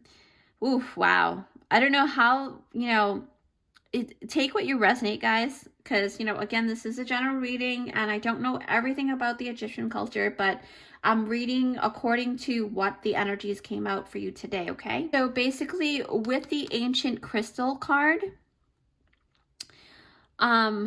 this crystal was actually being used as a guide to seeing the beyond the veil, okay? Because what this is basically clear crystals or smoky quartz, any quartz that holds that high frequency.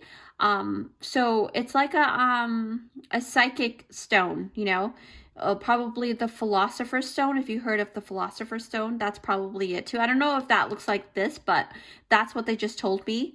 I don't really know a lot about the Philosopher's Stone, but I do know that that's something that do exist somewhere. That knowledge exists in Egypt, okay? So anyway, so ancient wisdom crystal. So what this tells me, and I am being asked to say this, this is where your twin flame blueprint, I'm saying it wrong. So what I'm seeing is it kind of activates that blueprint at first sight for you. So the second your mentor brought you into the room to look at the stone, it really activated all the different lifetimes you've had with her, okay? And you guys have had many lifetimes where you switch up roles and gender roles, so it really doesn't matter, because we've all been everything, right? So basically, your teacher entrusted you with the knowledge of all that came before him, and so on and so forth. So wow, this is really amazing. I'm really shook, guys, because I just saw different flashes of scenes of switching up, it switched up really quickly for me, so I wasn't really able to see like details. But what I did see is that I saw faces of different priests and high priestesses, high priests and high priestesses. Yeah. So basically, yeah, that's what I saw. So that was pretty crazy. But for you, when you saw the stone, it activated and initiated some kind of remembering of your twin flame journey, okay? And it wasn't the first time that you are on this journey with her. So that's insane. What else do I pick on? Yeah, so basically you guys were playing each scenario together, and every single time that you have a lifetime with your twin flame or your special soulmate at that time, every lifetime you tend to leave seeds, kind of like to trace back to, or to grow to grow a tree out of, I don't know if that makes sense, but so for me, I feel like every lifetime you plant that seed, and so the next lifetime it blooms and you're able to trace back to it, almost like leaving a like a breadcrumb in a sense. I don't know if that makes sense, but yeah. Wow. And I couldn't help but really notice this double mission here. So basically, it's almost like you realize at this moment that you two had very important missions to partake in, right? To really take in, to pursue. So now you feel like, okay, now that because you actually, what I saw when you saw the stone, I saw your eyes open and into the stone. In the stone was almost like that crystal ball, right? But it's not in the shape of a ball, but it was more of like a crystal. So then what that showed me was the face of your beloved, okay? So this tells me that you knew that she's meant to be yours. But, you also know that if you do pursue this person, it just feels like there's going to be some shit going down. Because this is the title, Your Crazy Lifetime in Egypt, right? So, hey. But anyway, so double mission.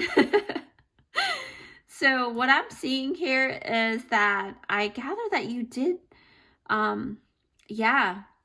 It's so funny because it feels like every single time you try to talk to her, something wasn't, there was like this really crazy misalignment, because I remember seeing the alignment. Oh, there it is. I remember seeing the alignment card, right? And so then I'm like, okay, maybe they're supposed to align together this lifetime. Who knows? But then when I look here, double mission, it just feels like her eyes were closed. So it just almost like she's kind of missing out on a certain aspect, or the world kind of, not the world, the universe kind of held you back from her for a while. But, and it was for a good reason. I think, seeing the caught in the runes, I think you were given a message that maybe it's not good to pursue, even though you guys had that life, the mission to unearth the twin flame journey and things. But like, it just feels like maybe not in this lifetime. It probably wasn't going to pan out good for you because you've got 2 cages here. Okay. So anyway, so back to this card here. I just feel, what do I sense here? I feel like the message is for you to actually tread lightly, okay? But the thing is, because the society that you were in, it really puts great boundary lines between the aristocrats and the commoners. So even with the new status that you was able to achieve, you were still reluctant to move forward, okay? Because of that. And, thinking about the alignment, it took you a while to be able to align, to be able to have the planets aligned for you guys to communicate. But it finally did happen, because I did see the Stargazer card when I looked down. It set your sights higher.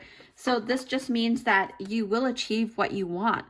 What you want may not be good for you at that time, but you will achieve it, right? Because the universe is only going to give you what you work for, in a sense. I don't know if that makes sense, but like manifestation, power of manifestation. So always be very discerning, right? Knowing what you want first before you make that wish. So, okay, so Stargazer, and I really wanted to talk more about, what else? Did we talk about this? I think we did. Yeah.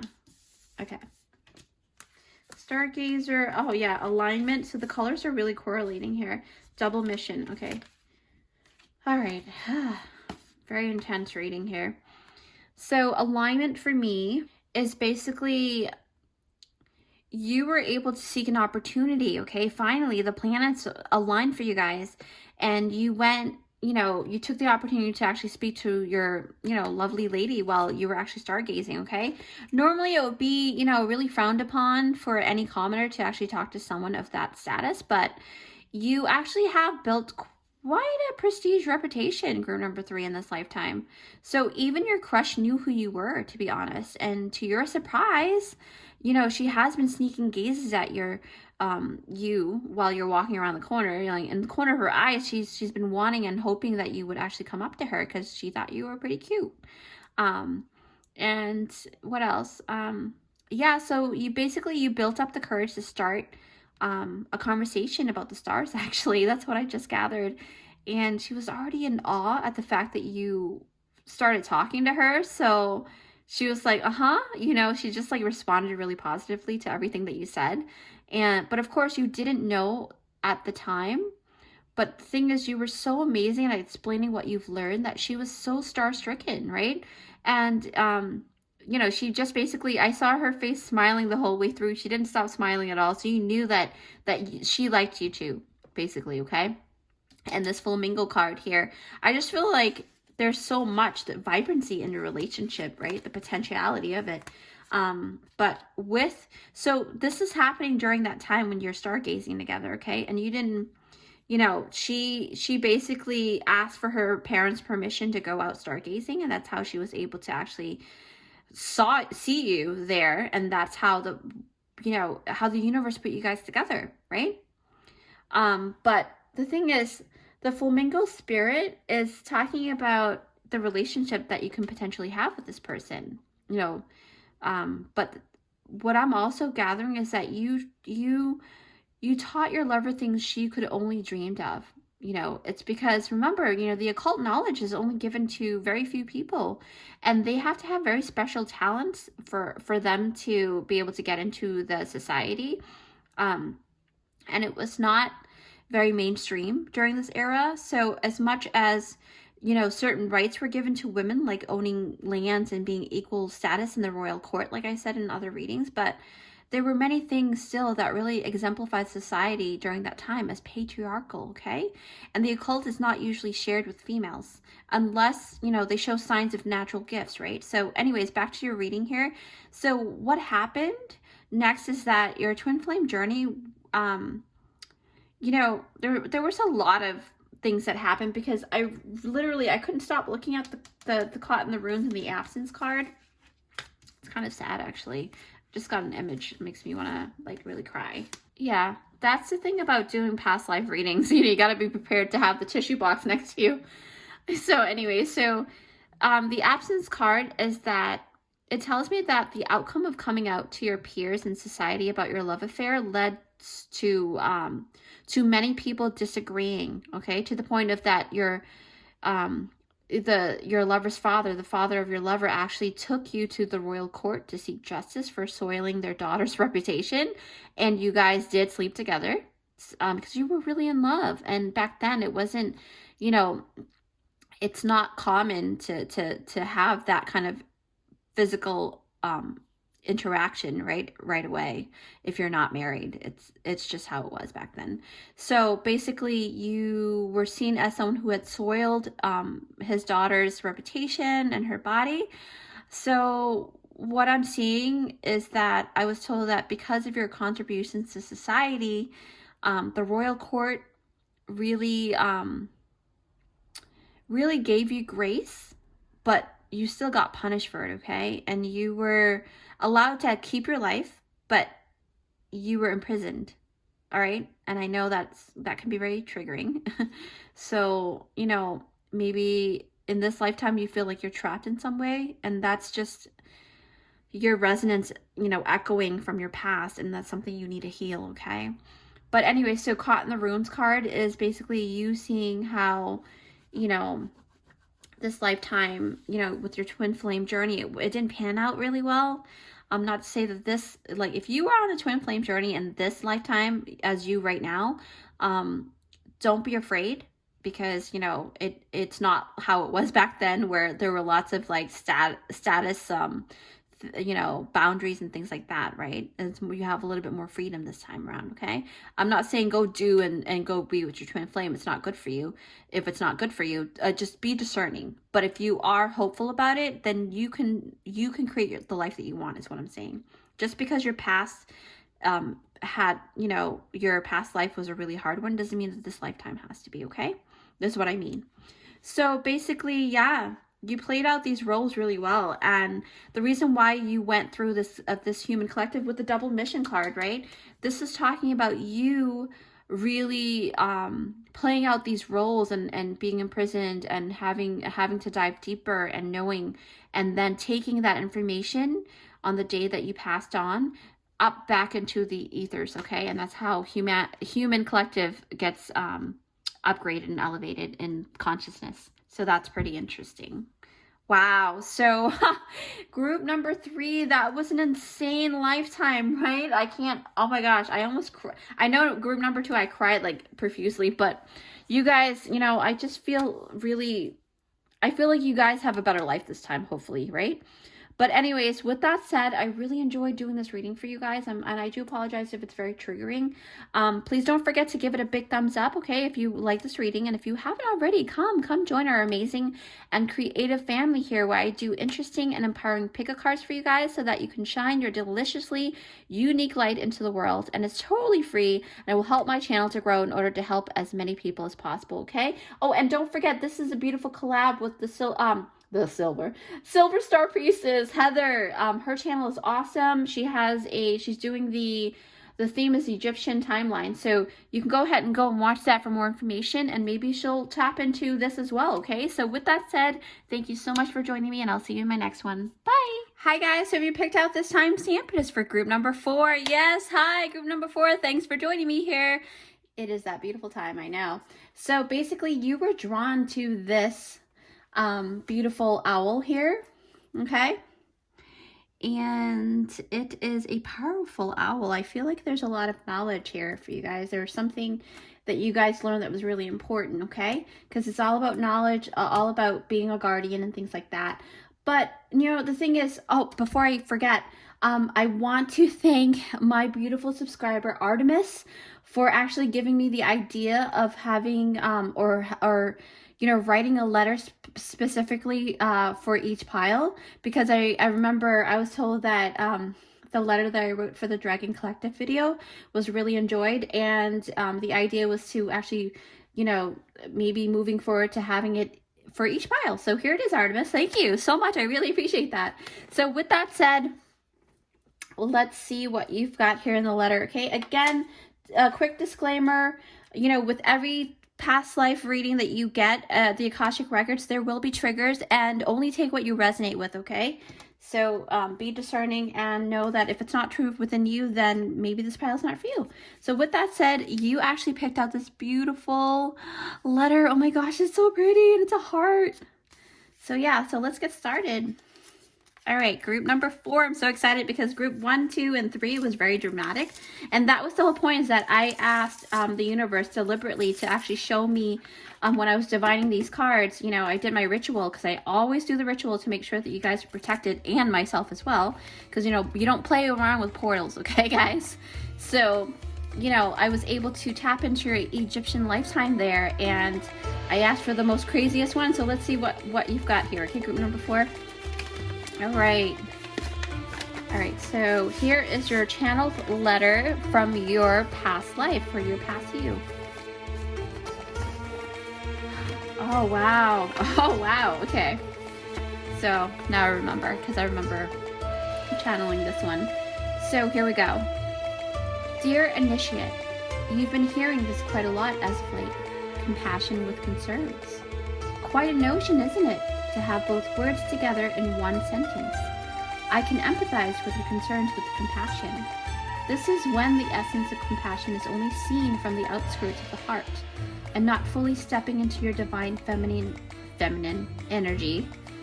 Yes, compassion is the divine essence of strength and not weakness. Have compassion for others, and first and foremost, have compassion for yourself. Take it from me. I am the you that is expressed in this body now as an Egyptian. It was hard in myself. No, I was hard in myself, and so you may have traces of this within you. I apologize for this echoing of my cells. Please don't misunderstand the essence and meaning of compassion. It can still show itself as fierce boundaries placed by you, a powerful, no bullshit realm.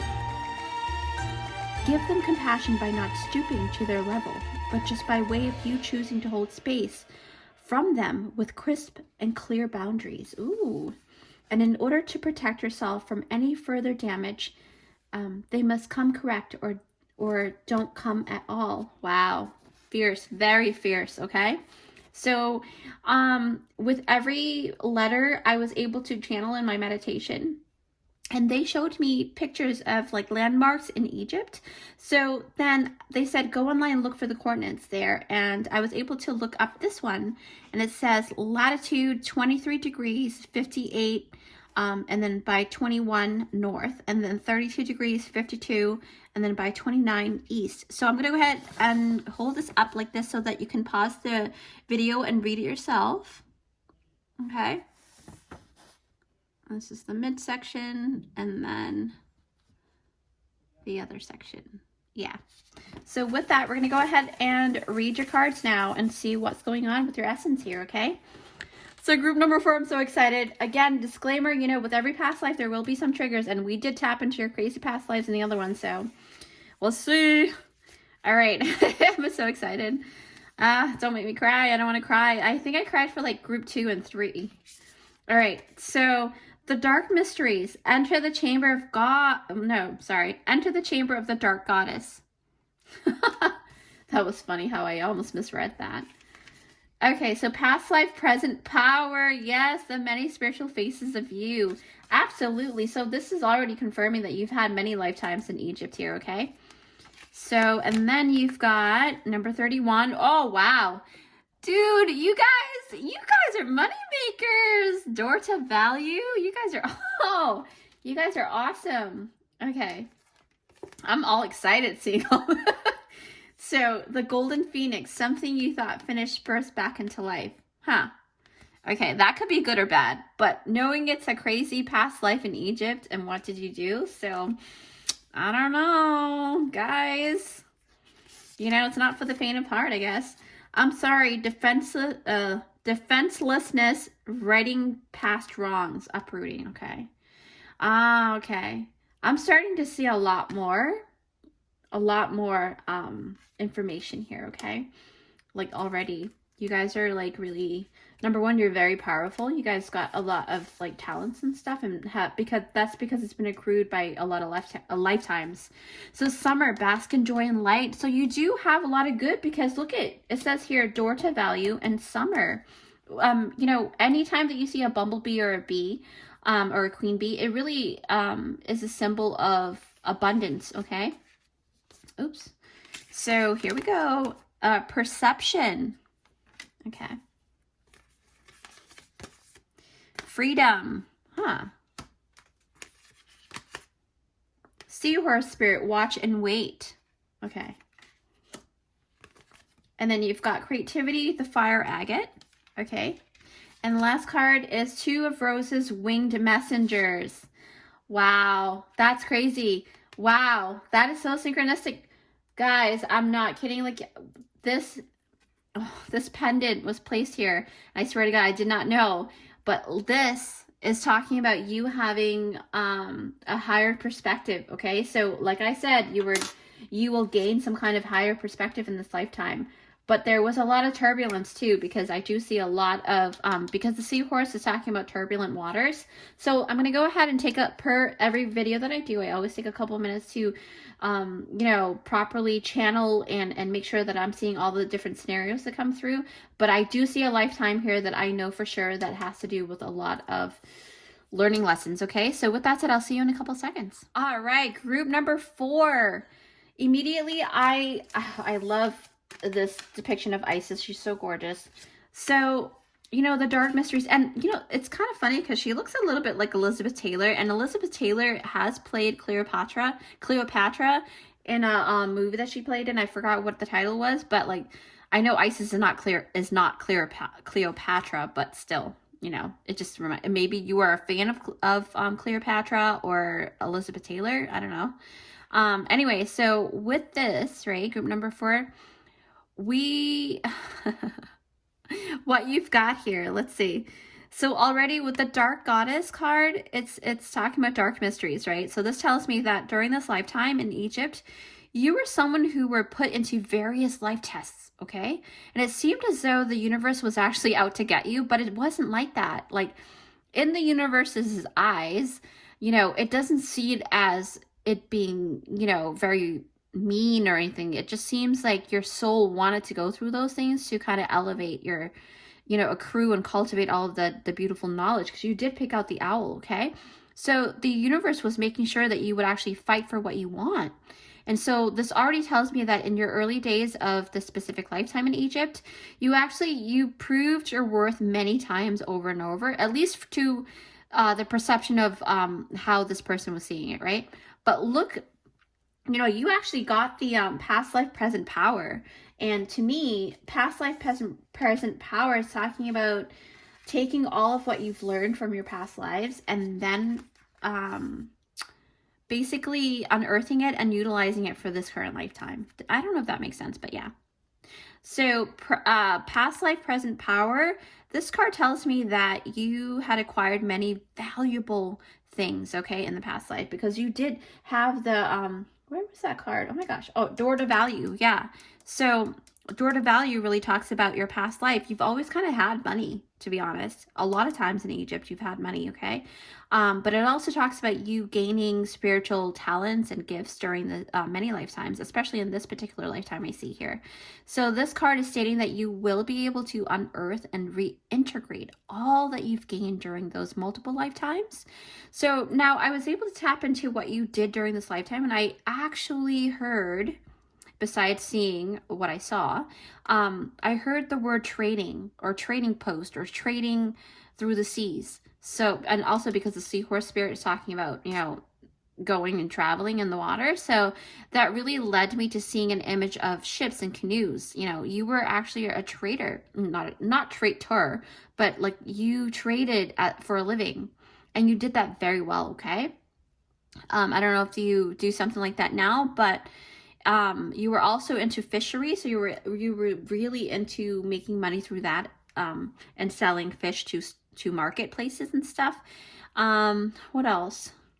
So I gather that you were, yes, you were in the trading business, and you traded a lot of spices. You traded a lot of artifacts, other things like material that was really big. I saw a lot of golden stuff, like a lot of golden cloth, a lot of golden fabrics, right? That was really nice. Wow. So I feel like you actually traded for the upper class. That's what you did. Well, obviously, right? Because they had money to pay you, but the stuff that you traded, it was of high value. It wasn't like, how here, even in present day, right? You have stores that sell items that are not so expensive and they're kind of cheaply made, but you had a refined taste. Okay. There's something about you that made you have really great eye for detail and great eye for products. So you may also relate to that as well in this current lifetime. So, but back in your Egyptian lifetime, that's what you did, and you were very good at it, okay? But we were talking about the seahorse, right? And it says watch and wait. So you actually was very skilled on a lot of things regarding trading and selling, right? And like I said, the fishery business, but you were very good at like really observing things. And so because you were able to actually hone in the hot spots, right? And the hot commodity, right? You were really allowed to rake in an obscene amount of money, because I'm telling you, the store to value here, and look up number 53 and number 31. Door to value is talking about you having access to behind the door here, where it's all gold, right?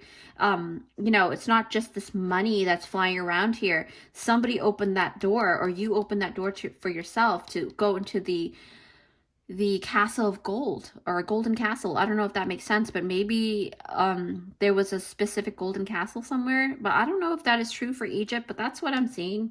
Anyways, take what you resonate with. I'm just going with what I see.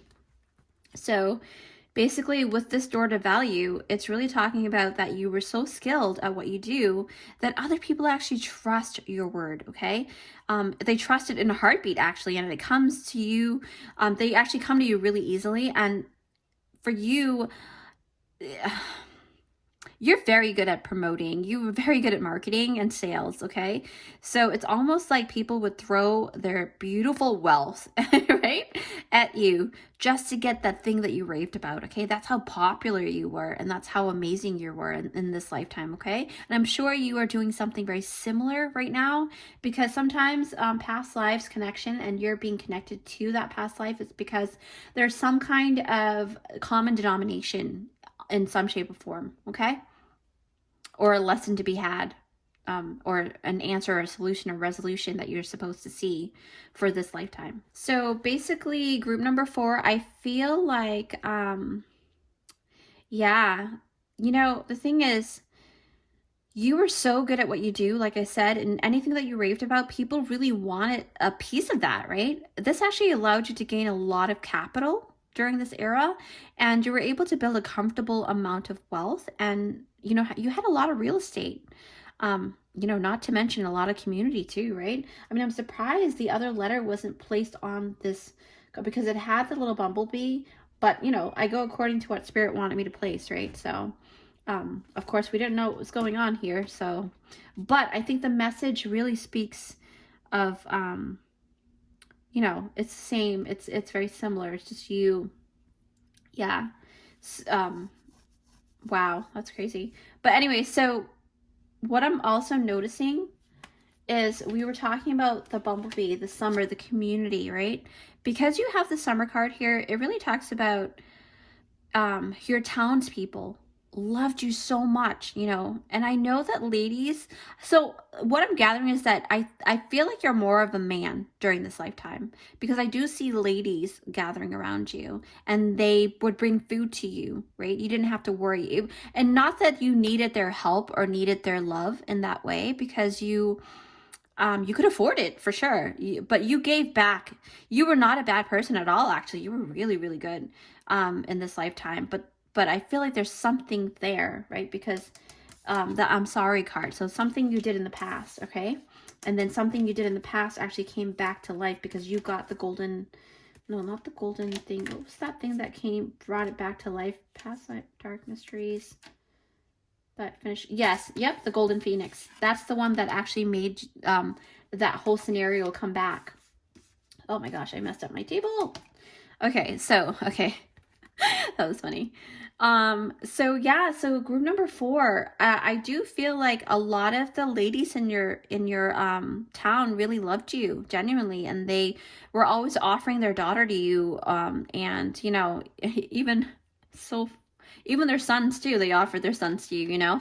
And it's like, it's funny because you were just really loved, and it feels like you were just an overall, you know, well-rounded person, right? You knew how to make money. You were a great catch, okay? That's for sure. But this is about your crazy life. So let's see what's going to happen, okay?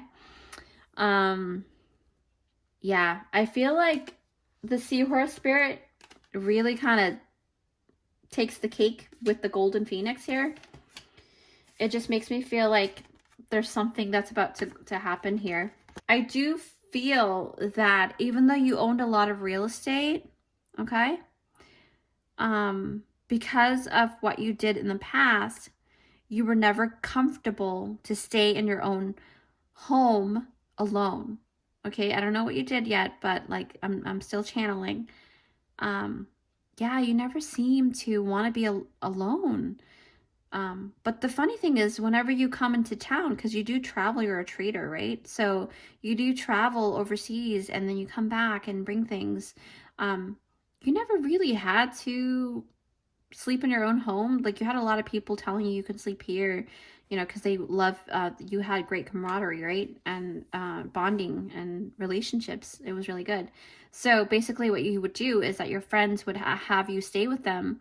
And that's how you've been, you know, that's why I kept looking at your spread and noticed a very sad vibration to your essence, you know, and it's about, yeah.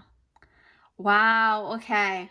Wow. Because I'm just tapping into the seahorse here, and it's a very good indication that there definitely was you having to hang on to something because it was really rough waters, and then you actually had to move, right?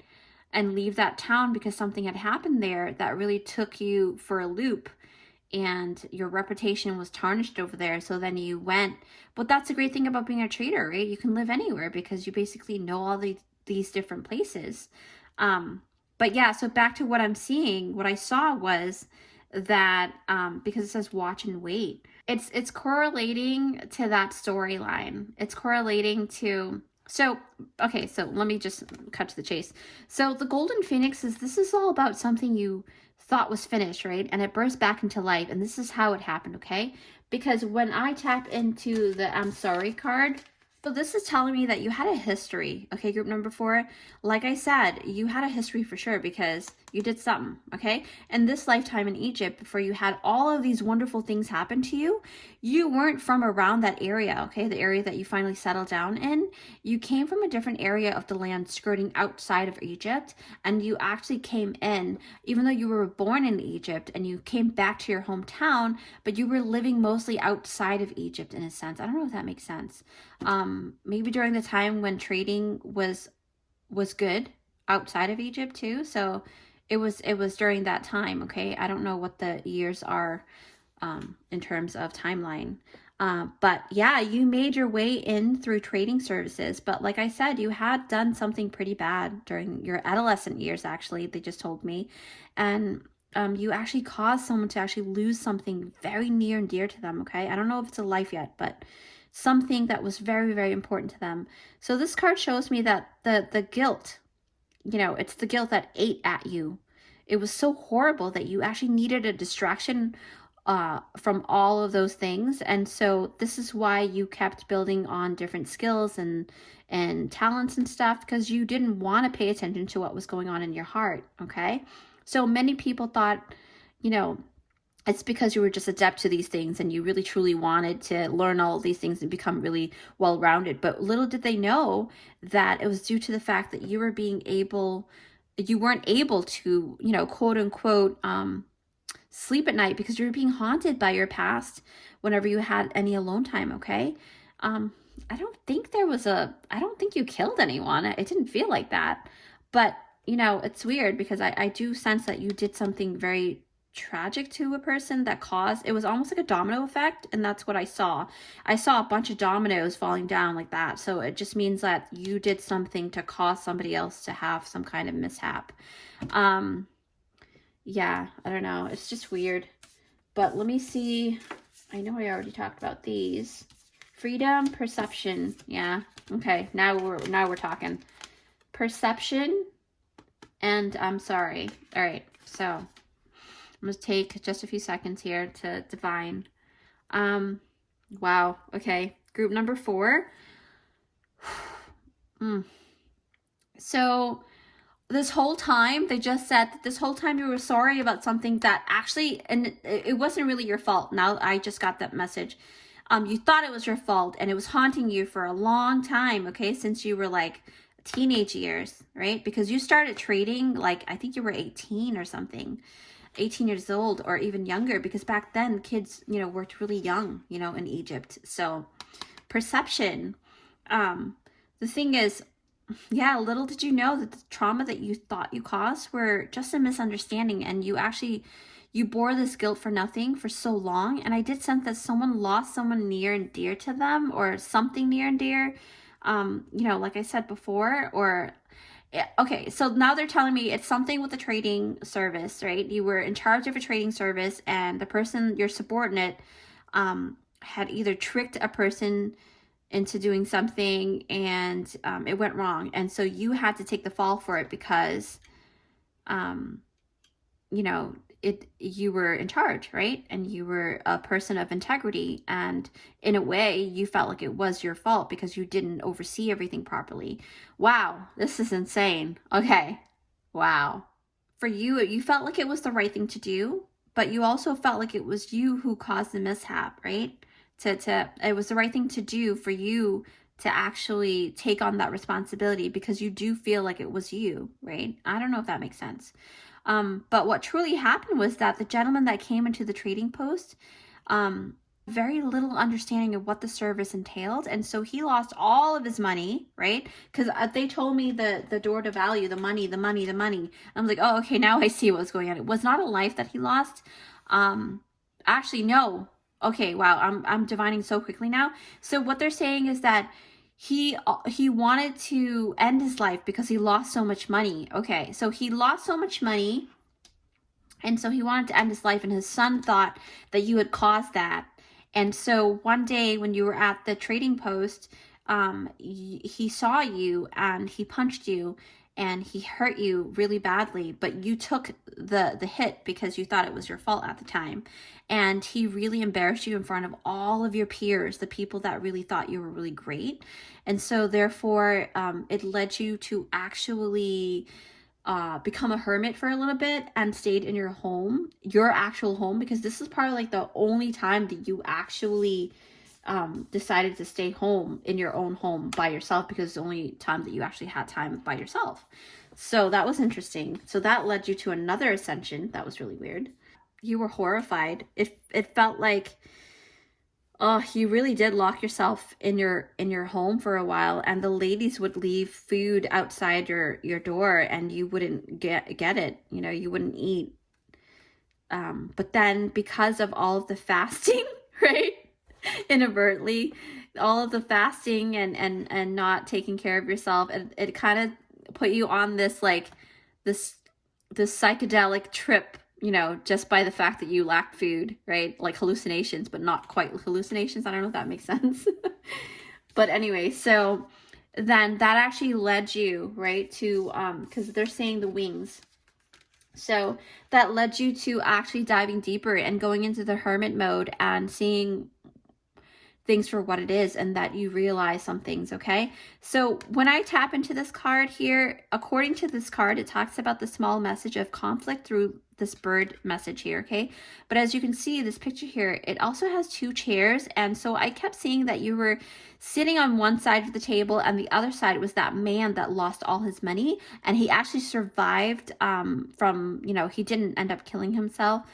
He didn't achieve his goal because his son found him just in the nick of time. Okay, but that gave him the opportunity to realize that he needed to talk to this man. So I just saw an image of him talking to this man, and this man never even actually blamed him for it. He knew what you know, his poor decisions got him in that predicament, right? So his son just didn't understand the whole big picture and just went and sabotaged your whole world over there. But that's the thing, you were able to actually introspect, right? And then that gave you courage to go and seek this man, because you knew this man was still alive, and you became really just so creative in ways, passionate, because now you realize that it wasn't you, and that the man didn't hold anything against you, and everybody still loves you in that town, right? But it was a very dramatic ride. The way that I explained it may not have actually expressed the level of intensity, but it you know, I really was when I was divining at that time, I was just like, whoa, I'm seeing all this and that, and the story keeps switching up a little bit because I keep getting clues little by little. Usually I'm able to see it right away, but like this time it was almost like one at a time. So anyway, so with the fire agate card, because really talks about you being able to clear your name, right? And now you're able to live your life with great passion, right? For the creativity that you love to do, the joy that you want to embody, because you've got the bask in joy and light card here with the bumblebee. And then I remember so this is like the last card I want to talk about, because we touch base on all of these, and it felt like this would be the befitting ending, right? You, in a sense, you gained freedom. This is why the owl, I was guided to put the owl in our pile, because I feel like it's about the owl gaining freedom, this wise person, because you knew, right? The crazy part about your lifetime in Egypt in this one, you guys, is that the whole time you were free because it wasn't your fault. But because of the misunderstanding, it pushed you into creating a wonderful community, right? And you even gained a lot more skill set. So the weird twist about this crazy life that you led here is that from something bad actually created a lot of good, which that's just the way of life, right? It's insane. Wow, that's insane. Yeah, so group number 4, this lifetime for you, you know, was a very emotional one, right? And I you know, I mean, imagine feeling responsible for someone else's poor judgment though, right? But like oh my gosh, it's like, oh, I wouldn't want that burden, right? And you even moved to a different town. Like, I saw that and I was like, wow, you were really distraught. So it's almost like you were in hiding in a way, but not really. I don't know how to explain that. But, you know, again, group number 4, if you were drawn to this reading, it has a lot to do with the energy that exudes, okay? So if you find that you resonate with certain parts of this reading, then it just means that those parts are for you to acknowledge and heal if that is needed. So, but with that said, group number 4, I really hope that you have enjoyed it. And, you know, please don't forget to give it a big thumbs up if you like this reading. If you haven't already, please come join us here at Luminous by Chai, you know, and our team and our family here. You know, we really do, I believe that we have an opportunity to really build a great community here, and we already have been doing that for a while. So join our community if you'd like, and you know that I do interesting and empowering pick-a cards for you guys, so that you can shine your deliciously unique light right into the world, and it's totally free. And so if you would like, you know, come join and leave a comment down below too if it resonates, right? But with that said, don't forget to go visit Silver Star Priestess's channel, because this is a collab and she is doing her own beautiful channeling over there. So if you would like more messages on your particular group, you can go ahead and watch her video. I'm sure you'll learn a lot of things because she's so knowledgeable, and she is definitely Wow, she's such a great diviner, so I do recommend for you to go check that out. Okay, so with that said, I will see you in my next one. Bye!